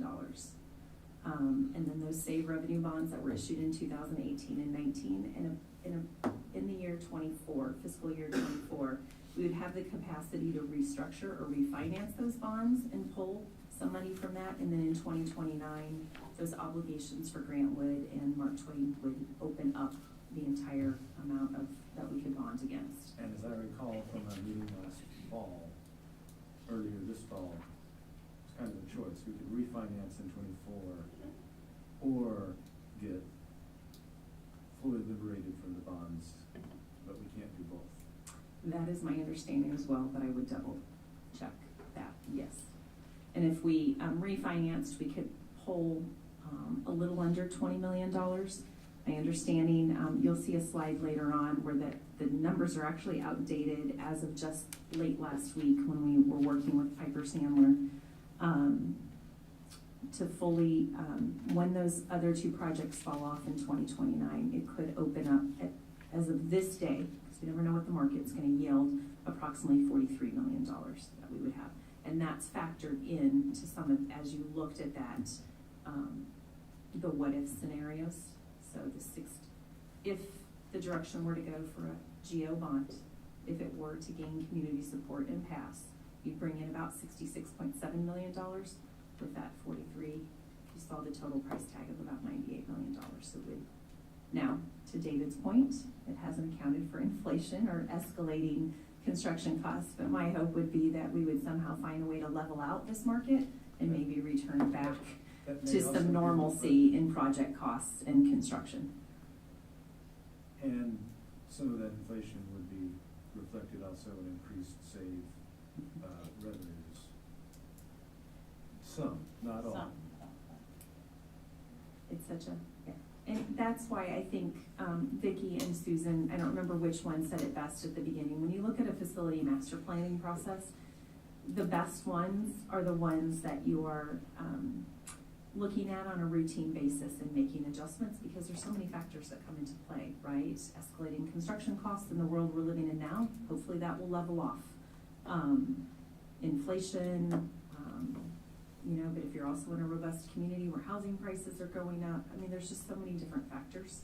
That's what makes this a challenging process. But if we come back and revisit this plan on a routine basis and make the adjustments as needed, it then becomes a functional plan where you can address the needs of the district and make necessary adjustments. Other questions? Celeste?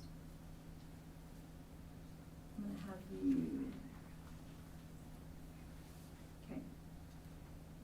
So as we know, as Vicki's already mentioned, the master planning process identifies our needs and allows us to build a strategy, right? What's that clear financial picture and needs for our community? And how do we, what are our priorities?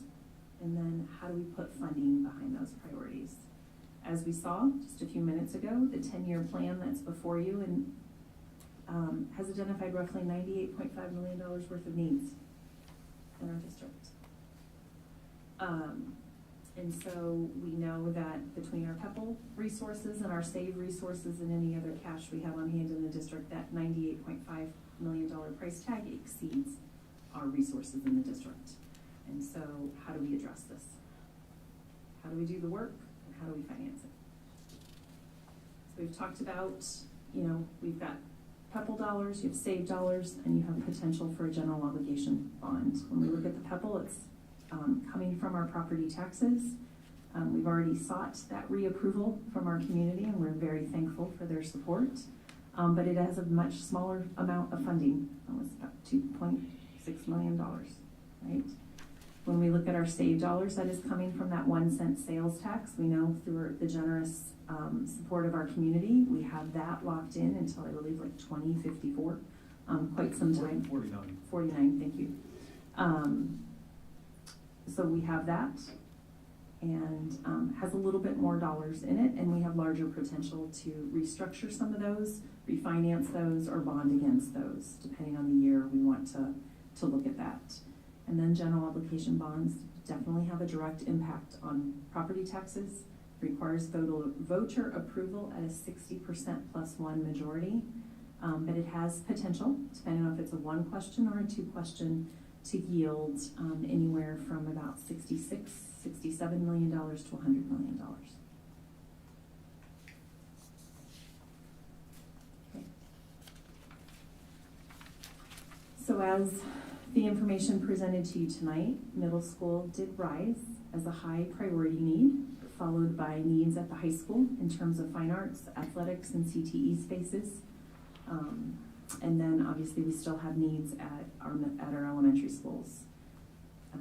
But we know we can't even do middle school alone with our current resources, financial resources. And we want, when we look at how we line up this project with financing and construction timelines, we definitely want to make sure that we have the least amount or minimal amount of impact on our community. And so how do you look at being creative with that financing and using potentially a mix of general obligation bond and SAVE revenue bonds?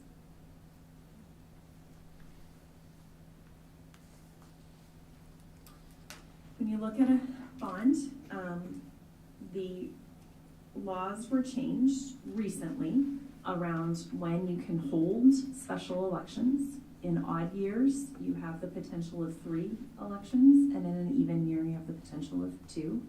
We know that if a bond does not pass, we have to wait 6 months to try again. So when you look at this current year, our first opportunity would be this coming March of 23. There is 6 months between that and the September one, so if the direction was to attempt for March and it did not pass, we could look at again in September.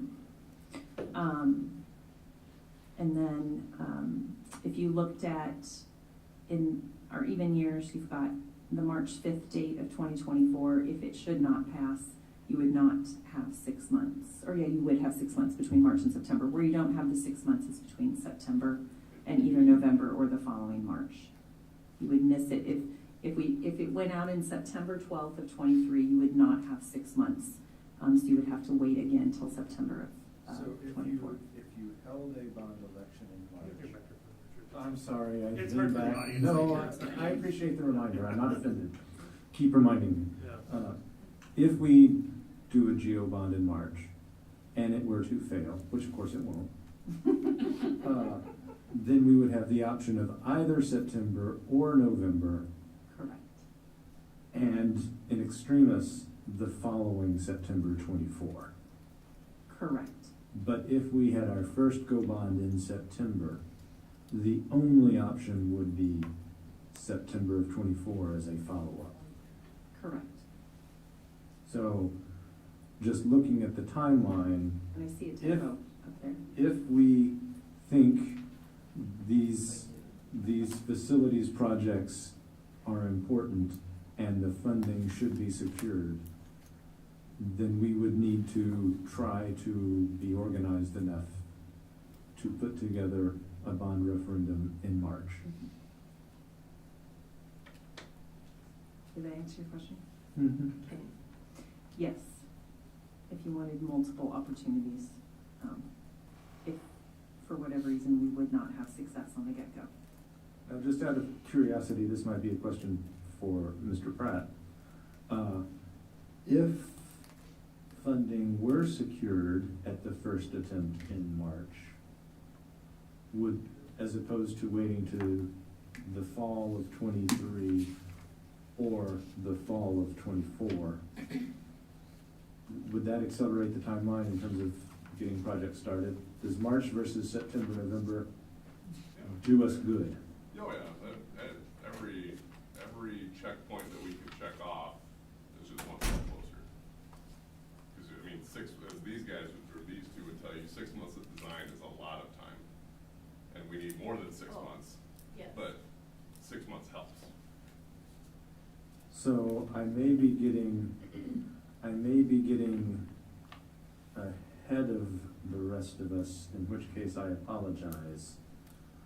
But as I'm thinking about the slide, I'll tell you quite frankly, it doesn't seem like replacing the middle school is a feasible option. It seems like if the middle school is a priority we have to address, we have to think about it as a phased modernization. Given that, and I think that it is a needed and worthwhile commitment of resources, it seems that we have to start with the GO bond. And if the GO bond is approved, then the middle school, that timeline, I forget how many slides back it was. And of course, these aren't To the numbered. one that has the different timeline on it. It's the first, it's the first slide after the what if title slide. Dr. Morris. We'll also get to that discussion point in a It's couple at the slides. end. Oh, then, yes. Moving forward from where But you're it sounds like, from what I'm hearing with the finance Mm-hmm. conversation, everything hinges on a GO bond passing, and that starts the process. And the middle school emerged as highest need, first priority, and it's also the longest project, so it should start first. And then timing of other projects and juggling of, do we need to refinance save, or can we make it work until the initial bonds are actually paid off, and then we just have our full annual save revenue? That decision can be made later in light of how urgent, how quickly, how much delay would that cause to some of these high school, this 3 tiers of the high school renovation. That is correct. If a general obligation bond were, a single question were to be presented to our voters and we had the needed votes to pass it, as you see from the slide, and we'll get back to it, as Vicki mentioned later in the presentation, given the cost of today, right, we know there could be some changes, that would help, that would get us through those projects from the high school and the middle school perspective. And we may or may not need to commit to refinancing to get there. Correct. We would be able to wait and see. Yes. Given if all things stay as we presented here, yes. Question, Director Jordan? So if the funding cannot be secured for middle school, what could be done at middle school and when, given that if we don't refinance in 2024, our save bonds that are already out there and we have access to them in 2029, basically we would not really be able to do much until So we would minimum 2024 if we were able to refinance, and I don't really know a lot about the refinancing of bonds, but at a lower rate than we got them at, or at a higher rate than we got them at, and would that be smart? And if we had to wait till 2029, do we have access to any significant funding prior to 2029 to do anything in middle school? So as we've brought to you previously, there is that five-year deferred maintenance plan that was also part of the PEPAL budget approval last week. So there is money. We do have district funds. Really what you'd be focused on at the middle school is that roof. It's that project that we've been talking to you about, that as we went through this facility master plan, we've done the necessary work to keep moving, not probably the work that needs to be done. I'm looking at Mr. Pratt back there. But that would be where we'd have to pull funds from that PEPAL those PEPAL dollars at the moment until SAVE dollars opened up to keep some of that deferred maintenance, and middle school roof would probably be one of the number one priorities if we weren't able to get funding from Avant. Anything else, Kurt, that you'd add? So right now, that roof's a $2 million plus project. There's a lot of moving parts and pieces to it. It's bigger than what a summer can handle. So, again, because you have to remove ductwork, we have a 6-inch gas main to move, there's electrical utilities run across it. It's not easy, and there's currently no slope to it right now. It can be done, right? It's not impossible by any means, but my belief is if that is done, what is underneath it is what is underneath it, and that's what it's always gonna be. So, the new piece is committing to this, acquiring the funding to do it, gives us back a little bit of money so we're not throwing good after bad. Correct. And means that we're not locked into a floor plan and a roof plan that we know is less than ideal. Correct. Well, that's also the portion of the building that needs the most extensive renovation, correct? Is that the part that was on the very rough up, not a commitment, sort of the phase 2 vision? Yeah. Again, you build something new, try to clear out that part as much as possible, take that down, and then build back whatever we need to build back, whether it's, centralized corridor, multipurpose room, what have you. I mean, again, at this point, possibilities are endless in that regard in terms of the way things are arranged, but that original core of the 64 and 68 edition, I believe, is what ultimately needs to, as I told these guys, it needs to go away. We had discussion also in the committee about the Band-Aid effect with this building, and in terms of things getting to the end of their life, whether it's the roof, whether it's a mechanical system, whether it's still continuing without sprinklers. All those projects are becoming of a size of a price tag that it's pretty hard to accomplish multiple things at the same time, and then you're just propelling that Band-Aid effect for a building that doesn't necessarily set up to go the long term in a very positive way. That's a polite way to put it. I just want to ask a question about a replacement of the building versus a renovation. And talking about some of those long-term maintenance costs and things, is there any benefit to, or savings as far as cost of operations, future maintenance, and those sorts of things that might make building a new building and making that investment worthwhile, or is that kind of just, it's not gonna make up for it? I would say with the phase modernization plan, you're doing a lot of new systems anyway. You're just doing them in a phased way versus building it all at once. But in the end, you're gonna have a new mechanical system, you're gonna have new restrooms, you're gonna have new plumbing. So all those building systems are at the end of their life. So from that standpoint, I don't know that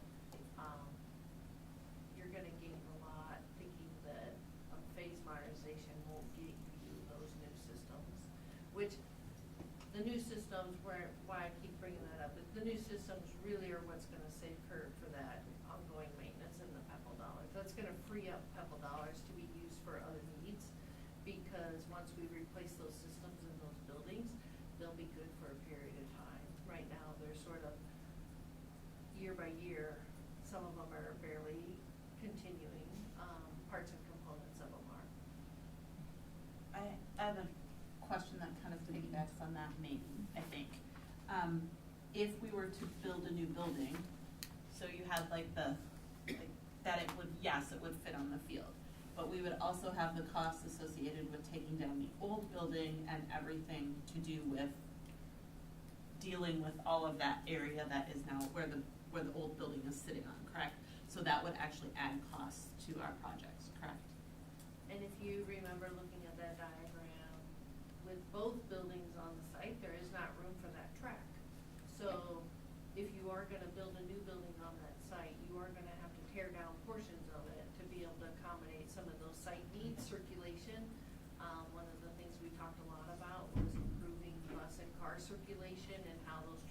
patterns work.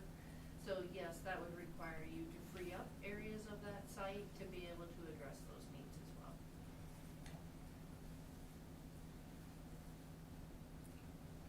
Any other questions?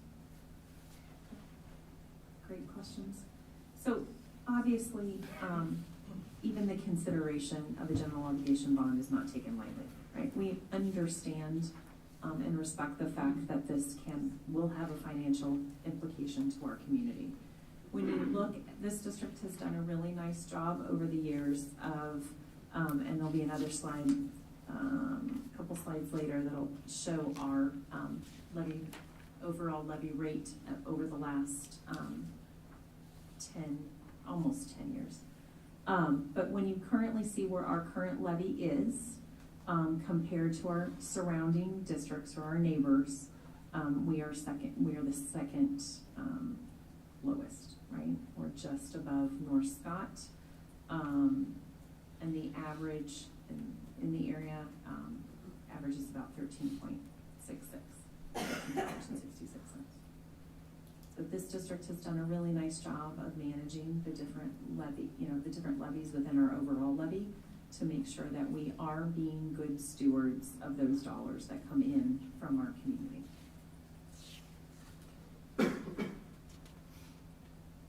So when we look at, Vicki brought that up earlier, some of the conversation in the committee was around a 1-question versus a 2-question bond, or a 270 versus a 405. Based on what was presented this evening, we know the single question or a 270 will fully fund that middle school, as well as the part of the high school projects that were identified as high need areas this evening. With cash on hand and save revenue bonds, either looking at them refinanced and or all new in 2029, they will fund the remaining projects that were identified. So that includes middle school, the high school, and the 2 elementary projects that came before you. And then our PEPAL monies are preserved to continue those annual allocations for operations and technology, as well as that deferred maintenance. And going back to what Kurt said, and if this is the direction that is gone and we are successful at that, that also, instead of putting the roughly $2 million or so from the deferred maintenance into the roof at the middle school, that would preserve that money in there for other projects across the district. Okay. Just shows our tax rate history since 2014 at our highest point at 14.54. So if a 270 bond were to be passed, no other levies within our overall levy were to be touched, the highest point we estimate to be at 1509 for our tax levy rate. About a 55-cent increase from our highest point back in 2014. We know that there are different things we could look at potentially, and as housing prices increase, the value of homes increase, could stabilize that, even maybe decrease some of that over time. But wanted to show you what that would look like in comparison to where we've been at our highest point. And there are other ways that we could try to reduce other aspects of the levy so that it's not a full $2.70 That is correct. hit. And we just monitor and watch that on an annual basis and work with that. In fact, it's that kind of sort of, I guess, prudence, you would say, that has shown this steady decline over the last almost decade now. Absolutely. Like I said, this district has done an amazing job of being extremely cognizant of the community and the taxes that they pay, and trying to be very good stewards of the dollars that are provided, so that we can do great things for students, but also be mindful of the community that supports us. I think the potential tax impact is probably what people want to know. So what does this mean for me? As you can see, anywhere from about that $150,000 to $250,000 assessed value would probably be the average for our community, for the families in our certified enrollment. And when you look at the annual tax change or the monthly change, If a $2.70 bond were to be passed, an annual, for a $200,000 assessed home that was assessed at $200,000, you're looking at an approximate annual change of about $291 or $292, and that roughly would equate to about $24 a month. So to the low end, about $18 a month. To the high end, at that upper end of a $500,000 assessed value home, about $62, $63 a month. Yes.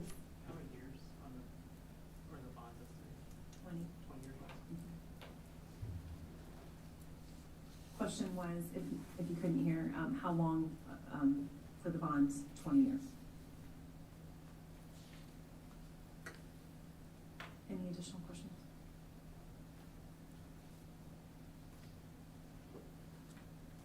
So when we look at the things that we need to do or that need to be considered before a decision is made to start that formal process of moving towards getting a general obligation bond passed, you first have to identify a project need and a facility assessment completed.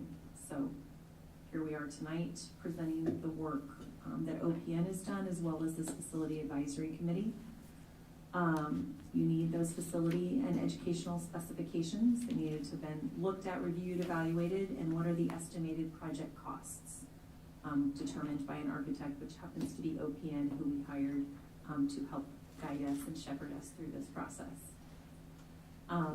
And then next steps would be to draw up a formal petition based on the needs assessment.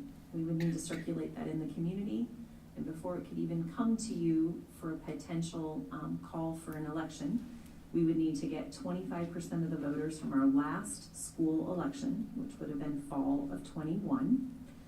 And in that case, 1,039 signatures. That would then need to be verified, that they reside within our boundaries, the ability to vote. And then you would need to set a date to call the election within 10 days of receiving this petition. And then we'd have to get this filed with the county auditor by no later than January 20th to be ready for a March 7th vote. So the first two steps have been done. The third step, obviously, and in your packet tonight, and we'll go over that. I want to get to this next part of the discussion, but in your packet are some very rough, some draft petition language that we've been working on, with a legal consultant who helped us with our other language for the PEPL and the SAVE renewals. So if you'll go to the next slide. Just again, in terms of SAVE bonds, going back to a question you had, Dr. Lynch, refinance restructure of the 2018 bonds could be as early as this July, has a potential rough funding of about $21 million. And then our 2019 bonds roll off and restructured bonds would stay on through 2043. The piece that if we completely restructured both the 18 and 19 bonds in 2029, the dollar amount that's not captured on here is about $43 million worth of funding. But the 20-year commitment of those funds. Correct. It would be in a new 20-year commitment. But it would have no tax implications for our community through the SAVE bonds. But it would have implications for our community in terms of limitations to address new needs that might arise in the next 2 decades. Correct. Or new career and technical opportunities. Correct. Our hands would be tied. Correct. So when you look at the cost of the $98 million, if we were successful at a GO bond at about $67 million, you'd need approximately 30 additional million. So you'd have, if you completely restructured those 18-19 bonds in 2029, it would leave you some potential funding to address other needs. Not a lot, but it would leave some. But if you More choose than we not have to right now. restructure, the money will be there, but not all at the front end. It would be coming in more gradually. Yeah, I'm worried about what's gonna happen to interest rates between now and. And we recognize it might not be ideal time. Which means less of the money is available for actual investment in the schools.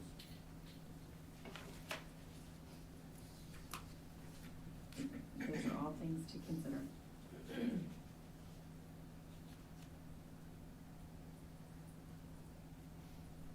Okay, next slide. One more? Do you wanna go there? Yeah. Okay. So, wow. Now do you have to stretch? Take a break? A lot of information. So we're here tonight. Remember before we started a lot of this what ifs, we said those big questions that came up with the committee and a lot of discussions around the 270, 405. We felt like we were coming to you tonight saying 270. I felt like I saw a lot of nods from you as we were talking about that, but that's one discussion point we want to confirm with you. And then kind of that second is we tried to pull out just the short term, that the next 8 years instead, or 5 years instead. Do you like option A of the phased modernization of the plan and being able to address those high school needs as well? And then when the SAVE rolls off, looking at those 2 elementaries? Or the complete replacement, in which case instead the elementaries drop off completely and then those high schools go beyond that time period? So those were kind of big questions that we were hoping you guys could discuss. More questions, just kind of high level, whatever you want to talk about, but we tried to kind of synthesize these big questions for you with this last slide. Go ahead. I know we have several committee members here, and some of them are willing to stand up and maybe try to answer this question. What resistance, obviously other than the price tag, what's the resistance to replacing the middle school building, like as an entire project at once? I think that any committee meeting, that was a hard one, and like I said when we first talked about it, some said, nope, let's go all in and let's just do the whole thing. But as we talked through it, and as we talked about getting kind of a new school, but through a modernization phase, we kind of landed there. I speak as maybe the most biased person for this.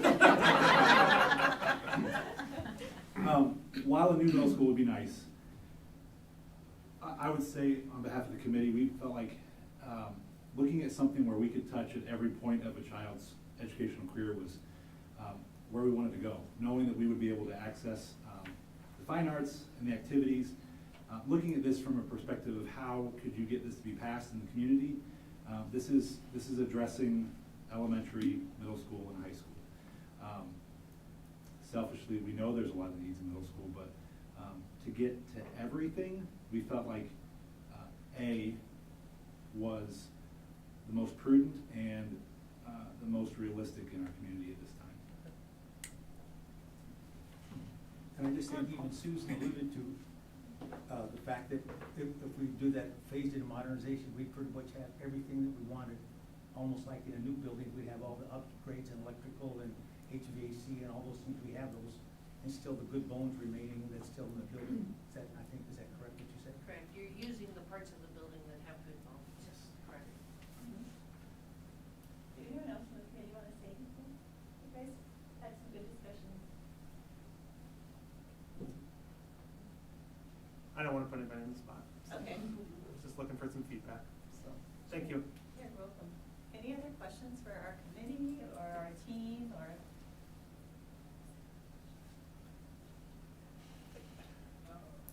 It's not the last time, but thank you. Y'all have done a lot of work in these last few months, and it shows, and we appreciate it. I just have one point of clarification for me. If we do go with Plan A, and we're doing a middle school phased rent modernization, then we start the high school things in 2024? Is that correct, or why can't we start them in 23? I guess is my question. So strategically, so when we talk about a long-range plan, a lot of going on, one of the things you want to be very mindful is of your budget, and making sure you're staying true to that and staying true to your plan. So I think we'd want to get that design well underway in the middle school, and throughout the process of design, understanding that we're keeping to that budget, making sure we understand that financial things change, like Dr. Moore said, weekly lately. And the last 2 years have been chaos for anyone working in construction or design. So I think it just gives you a little buffer. I think it would be better for the district. It doesn't mean we can't start it right away, but I think for the district, for planning purposes, it will just be easier to manage and plan for. Realistically, we have so much human capital, and I'm sitting next to a lot of it. And so the ability of the district to do 5 or 6 projects at a time is pretty taxing and limiting. Thank you. Yes. Kurt's great, but we definitely want to make sure he stays around. Yes. And then obviously, there's no plans, but when you're looking at your general ideas for the high school activities, obviously the weight room or there needs to be, when the auxiliary gym, how did you analyze the size for that? Or how do we determine how? So it's such a hard question because it's so hard not to get into the details at this level. Yeah, I know. Where we are is we're at bond level and we Yeah. know we need a gym. And Yeah. we talked about in the activities, we talked about everything from having a really great activity indoor event center kind of to let's improve the entrance to athletics and make it just really a good entry point for those facilities. Let's look at, so there's a lot of things that get involved in there. We know Yes. we need the gym space. So we try to take those big picture ideas. When you get to design, and like Susan said, I think, and what we tried to say is, these are what could be. So we looked high enough at the needs to say, this program needs this much space and it could be accomplished in this area. When we get into design, it might look very different in terms of like that phasing plan. We spent a lot of time on saying what could work. But when we actually get to design, we'll spend months and it'll constantly be reevaluated because, well, if we remove the front end, if we go to this area and that's where the front end for the intercom system, how are we going to support the rest of it? So there's so much that goes into a phase plan. So we can talk here at bond level that we know we have to build new space, like Kurt said, because you have to have that domino effect. You have to have that release valve to start with. So we don't know what the size of that new auxiliary gym will be. We know that the need is a space that will accommodate the teams suitably for the district. So as you're putting together these price estimates, like high school activities says 11.8, how would you come up with a number without getting into it? We talk high levels and we say Okay. a gym is about a competition gym, say with, I think we had minimal seating in there. And we say that's about this many square feet and we assign $1 per square Okay. foot to it. So it's Okay. really $1 per square foot and trying to take those needs and balance, like if we have additional improvements to the entry area. We sort of look at the scope of work, and activities directors are part of our committee, so we can get some direct feedback in terms of where they see the shortfalls, so we can help shape that scope of work to be true to what your needs are at. But we look at cost per square foot. We have cost estimators on our teams. They're not here tonight, but we have cost estimators on our teams we talk to. We also look at most recent projects that have similar scope of work. How are contractors bidding those projects right now? Because as you know, the last 2 years, it's been all over the map. So we're getting that industry input, we're getting those cost estimators input, we're letting the district people help us identify what is that scope. So like for the auxiliary gym, we know it has to be a regulation court size, but it doesn't necessarily need to be 3 regulation court sizes. So that's how we sort of at that 30,000 foot level do enough programming to help us be able to identify those costs. Thank you. It's hard. Yeah. It's really hard not to start designing right now, but. But it's also hard, exactly what you said. You're looking at a master plan and it's getting harder and harder to understand what's 3 years out, what's 2 years out. And maybe that's also why there's a resource impact getting these projects done, but there's also a knowledge of different steps to help you be able to navigate that path. So that knowledge of different steps is becoming more and more critical for school districts to be able to move forward as they're working through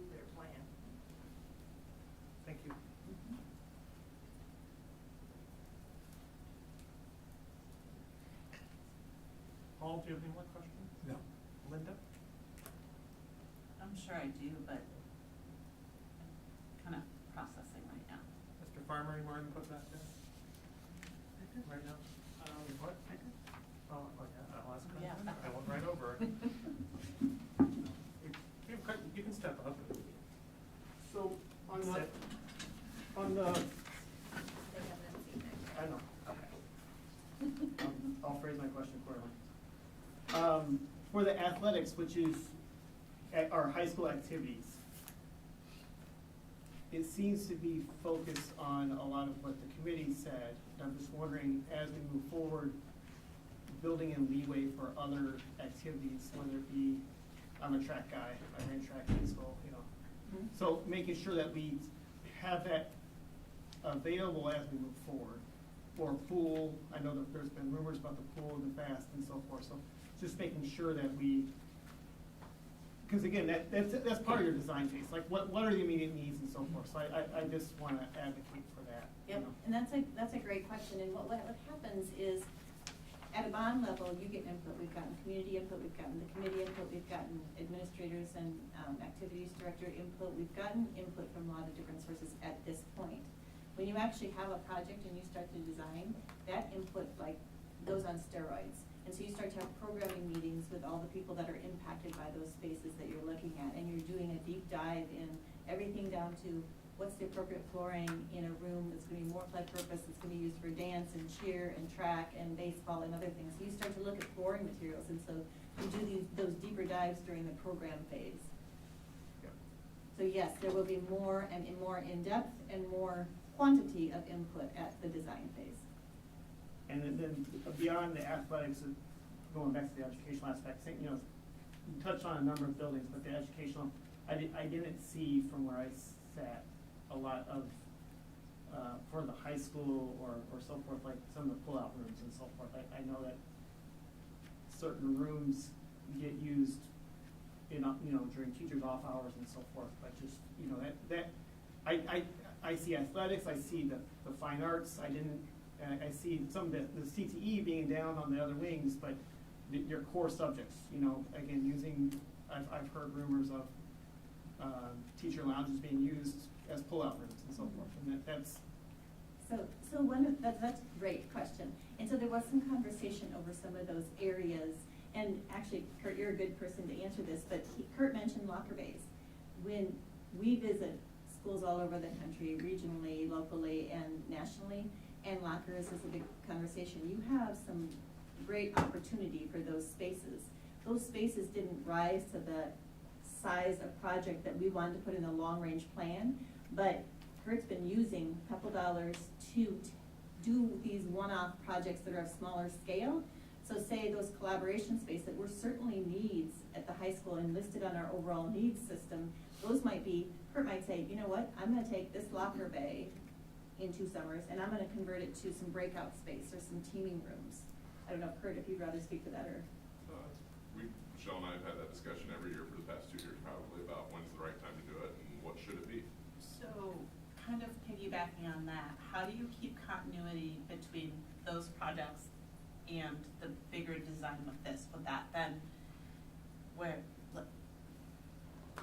it's kind of that, you know, piecemeal piece where you wanna look at that big picture and make sure that that design is sort of consistent with the other design that's there. The cohesiveness? Yes. Yep. So that the designs are cohesive, so you don't have like, okay, we did this with the locker bay, but it doesn't match anything.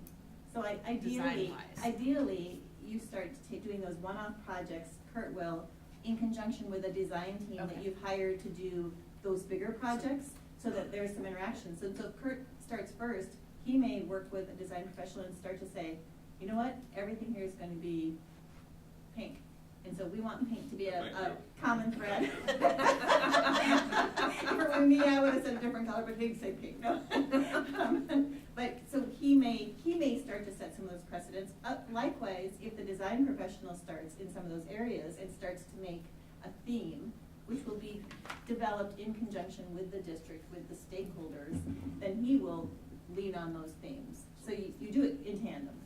Two different thoughts. I'll be because of that exact reasoning is why Michelle's been holding me off from eliminating a high school locker bay for that. And then at Hoover, we've taken the carpet in the newer classrooms and we're starting to install that in some of the old, so like Vicki said, we start to carry that through.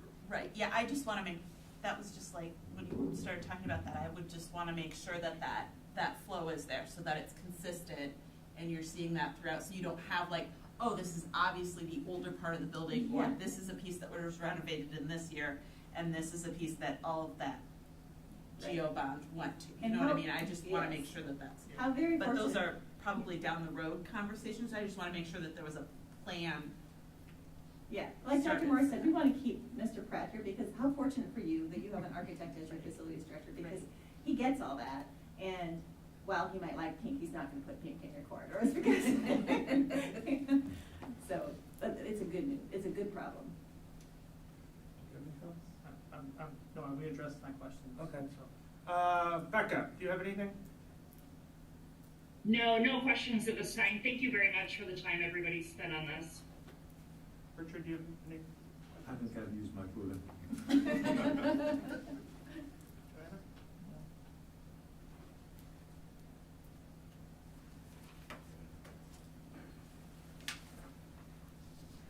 So, couple things, we probably do have some draft petition language, depending on if you make a motion tonight, if you wanna table this. Come back in early January, to have some further discussion around this. You can move forward with approving, one of the two options presented to you this evening. If you were to do that, and you were to look at, giving staff us direction to move forward with, trying to get in line for a, bond, either March or September. If it's March, we would need to look at some draft petition language this evening. We do not, legally, it is not required for you to approve the petition language. Obviously, we would work with the law firm that has helped us with the other petition, if you recall, the other petition language for the Pepple and Save, which was Allers and Cooney. That's who helped us draft, what's in front of you tonight in your folders. So we would just need to know if the board is ready to take action this evening. If so, we would welcome some input on the petition language that's in front of you. If you would like to table it and either bring it back, I know we have a board development workshop the first week in January, where we could put an agenda item on, or we could look to the January 12th meeting. So that is up to you all as a board to decide what our next steps are. Would it be appropriate, Mr. Vice President, for us to do sort of a round robin and share our thoughts? Maybe that's what I was gonna work on here. Yeah, I think, yeah, if we wanna do that. Paul, are you comfortable going first, or? Yes, I am. I'm All right. very comfortable with the $2.70, Yeah. $2.70 deal. And with the draft, Dr. Morris, you already talked to lawyers in contact about this draft proposal here. As I read through it, it looks good to me. As, I don't know what else I could add that's there. Well, it is- That's already there that you haven't already discussed and gone through. Well, I appreciate that, and I know there's that balance. We want to be transparent to the community, but you also don't want to be so specific that if needs were to change, or want to have some flexibility, but we also have to make sure the scope of work is defined, is what I'm trying to say. Clearly not articulate enough. Anything else, Paul? That's it. All right, I just don't wanna cut you off. I'll let you know. Linda, do Thank you, have George. anything? I'm kind of looking through, I don't know if we didn't really talk about this, but I'm looking through the feedback from, the Master Planning Community Forum last week. And it seems like most of the community, agrees with the presentation. It looks like there's possibly one person who said that they would vote no, but other than that, it looks like most of the people agree with the things that were identified for the most part. You're never gonna get 100% of people to agree on anything, but the majority of the people did also identify the middle school renovations. And so for that reason, having heard from the public and the committee, it seems like I would be willing to move forward on it. Becca, any further input on your end? I fall in line with what Director Smithson and Director Castro have said. Richard? I think that it is appropriate for us to have a motion and some direction tonight. This is not, though this is the first time we've seen the work of the committee, we certainly have been aware that we have needs. We've talked about what the financing could look like, and I think we all understand that the history of this district and its recent investments, the middle school has been left behind a little bit, and it's its turn.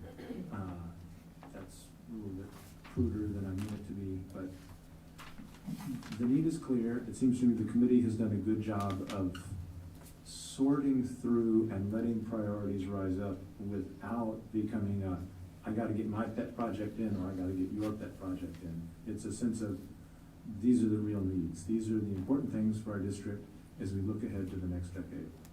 So I would, in fact, support option A. I'm willing to make a motion to that effect after we've all had our turn to speak. And I think it is wise for us to at least try to meet the deadlines we need to meet to offer a bond referendum in March. Both for the flexibility of if the community is not ready, and for the flexibility of then we could start doing some design work and some of the first steps forward as early as possible.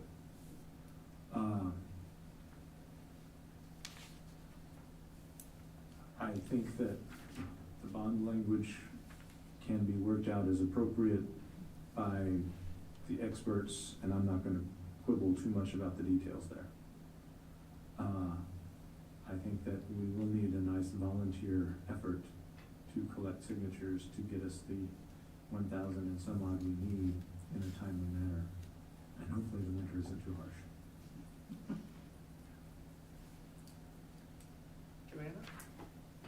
Yes, I would be in favor of supporting option A tonight, as I have always been in favor of building modernizations as opposed to new buildings. I think it does help us be responsible with the dollars that we would potentially be given, and provide the most,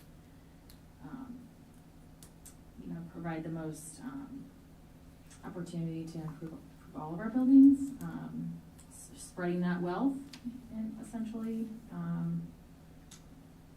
So I would be in favor of option A for tonight.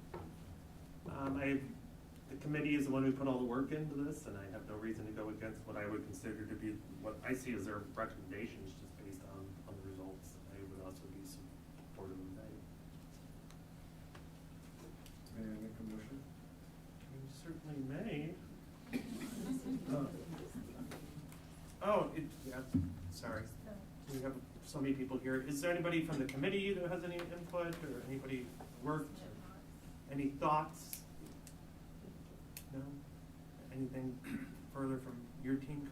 I just want to say thank you to OPN and to our superintendent and her staff for making it available and working through this so that we had the opportunity to represent the community.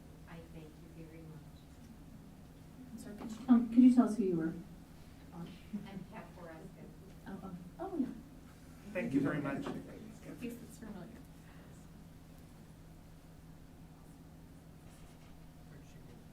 Yeah, go ahead.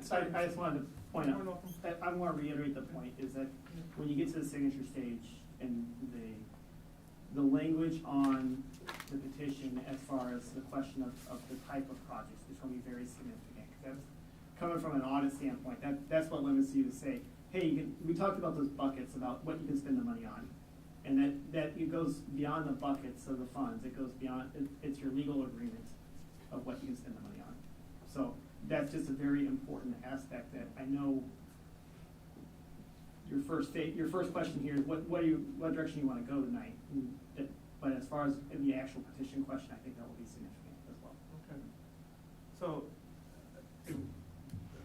I think Dr. Moore said that we don't need to finalize that language tonight. We could finalize, or we could initiate our other courses of action or direction, and then that language could be finalized when we know it's 100% correct.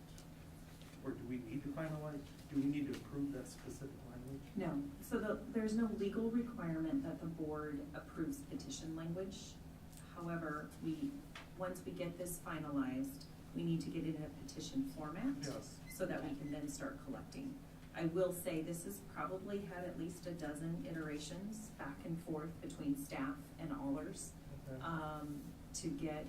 We've also, Kurt and I have collaborated with colleagues who've recently gone through this bond process just to get input and feedback. I'd love to work with David as well as we get to finalize this. We think we're pretty close in terms of the language, what is presented before you, but know that it has taken multiple iterations back and forth between the attorney and the district staff. And so we would definitely strive to get that finished so that we could come out of the winter holidays ready to start collecting signatures. And it may just be that it is physically impossible to check all of the boxes we need to check to be able to have a referendum in March. And if that's the case, we can try to have a referendum in September, but let's at least try, right? I would not disagree with you. I think we have to give it a try. This committee has worked so hard, really pushed on us and pushed on OPN, pushed on each other in a very good way. Like it was, I couldn't be more proud of the work of that committee. They pushed me, asked tough questions. I've had great individual conversations with those on the committee. I've had in small groups as they were working. They were really committed to this process. So, I think we owe it to our district, to our community. If we can get this passed in March, that just means we can get started on the work that is so needed at the middle school sooner rather than later. And I know that's a priority for staff and students over there. May not be able to hit that goal, I don't know, but I feel like we'd be remiss if we did not try. And I think it's a logical step, like Dr. Moore, the program when we put in the middle school, all the work staff has done, this is the next logical progression to help that building. And I also think it's the next logical progression here at the high school with the performing arts and the activities, because those facilities have been crammed for years at this point. I think we as a board and as a district, I think we owe it to the community going through the middle school process we have in the last year. I think we owe it to give us a vote in March. I move that we accept the ECSD 10-year facility master plan as presented in favor of option A, and that we direct staff to do their best to try to meet the deadlines for a March referendum date. Second. Any further comment from anybody? Is there anything else that needs to be included in this motion? That's exactly what I was going to ask. Thank you. No, you've covered the plan, you covered which option, and then you've given us direction to move forward in terms of the bond. Thank you, Richard. Roll call? All right. Director Castro. Yes. Director Champion. Yes. Director Dorder. Yes. Director Eastman. Yes. Director Lynch. Yes. Director Peevich. Director Smithson. Yes. Motion carries 6-0-1. Or, yes. Can't do the math tonight. You are correct. All right, we roll, I'm trying.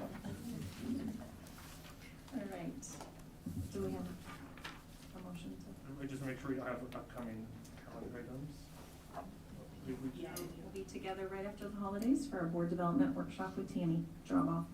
Now, I think it's best to keep the workshop as workshopy as possible, and I would really not want to have regular business sneak into that, but if it were absolutely necessary, that if we need that week, I think this is the sort of thing that would justify an exception.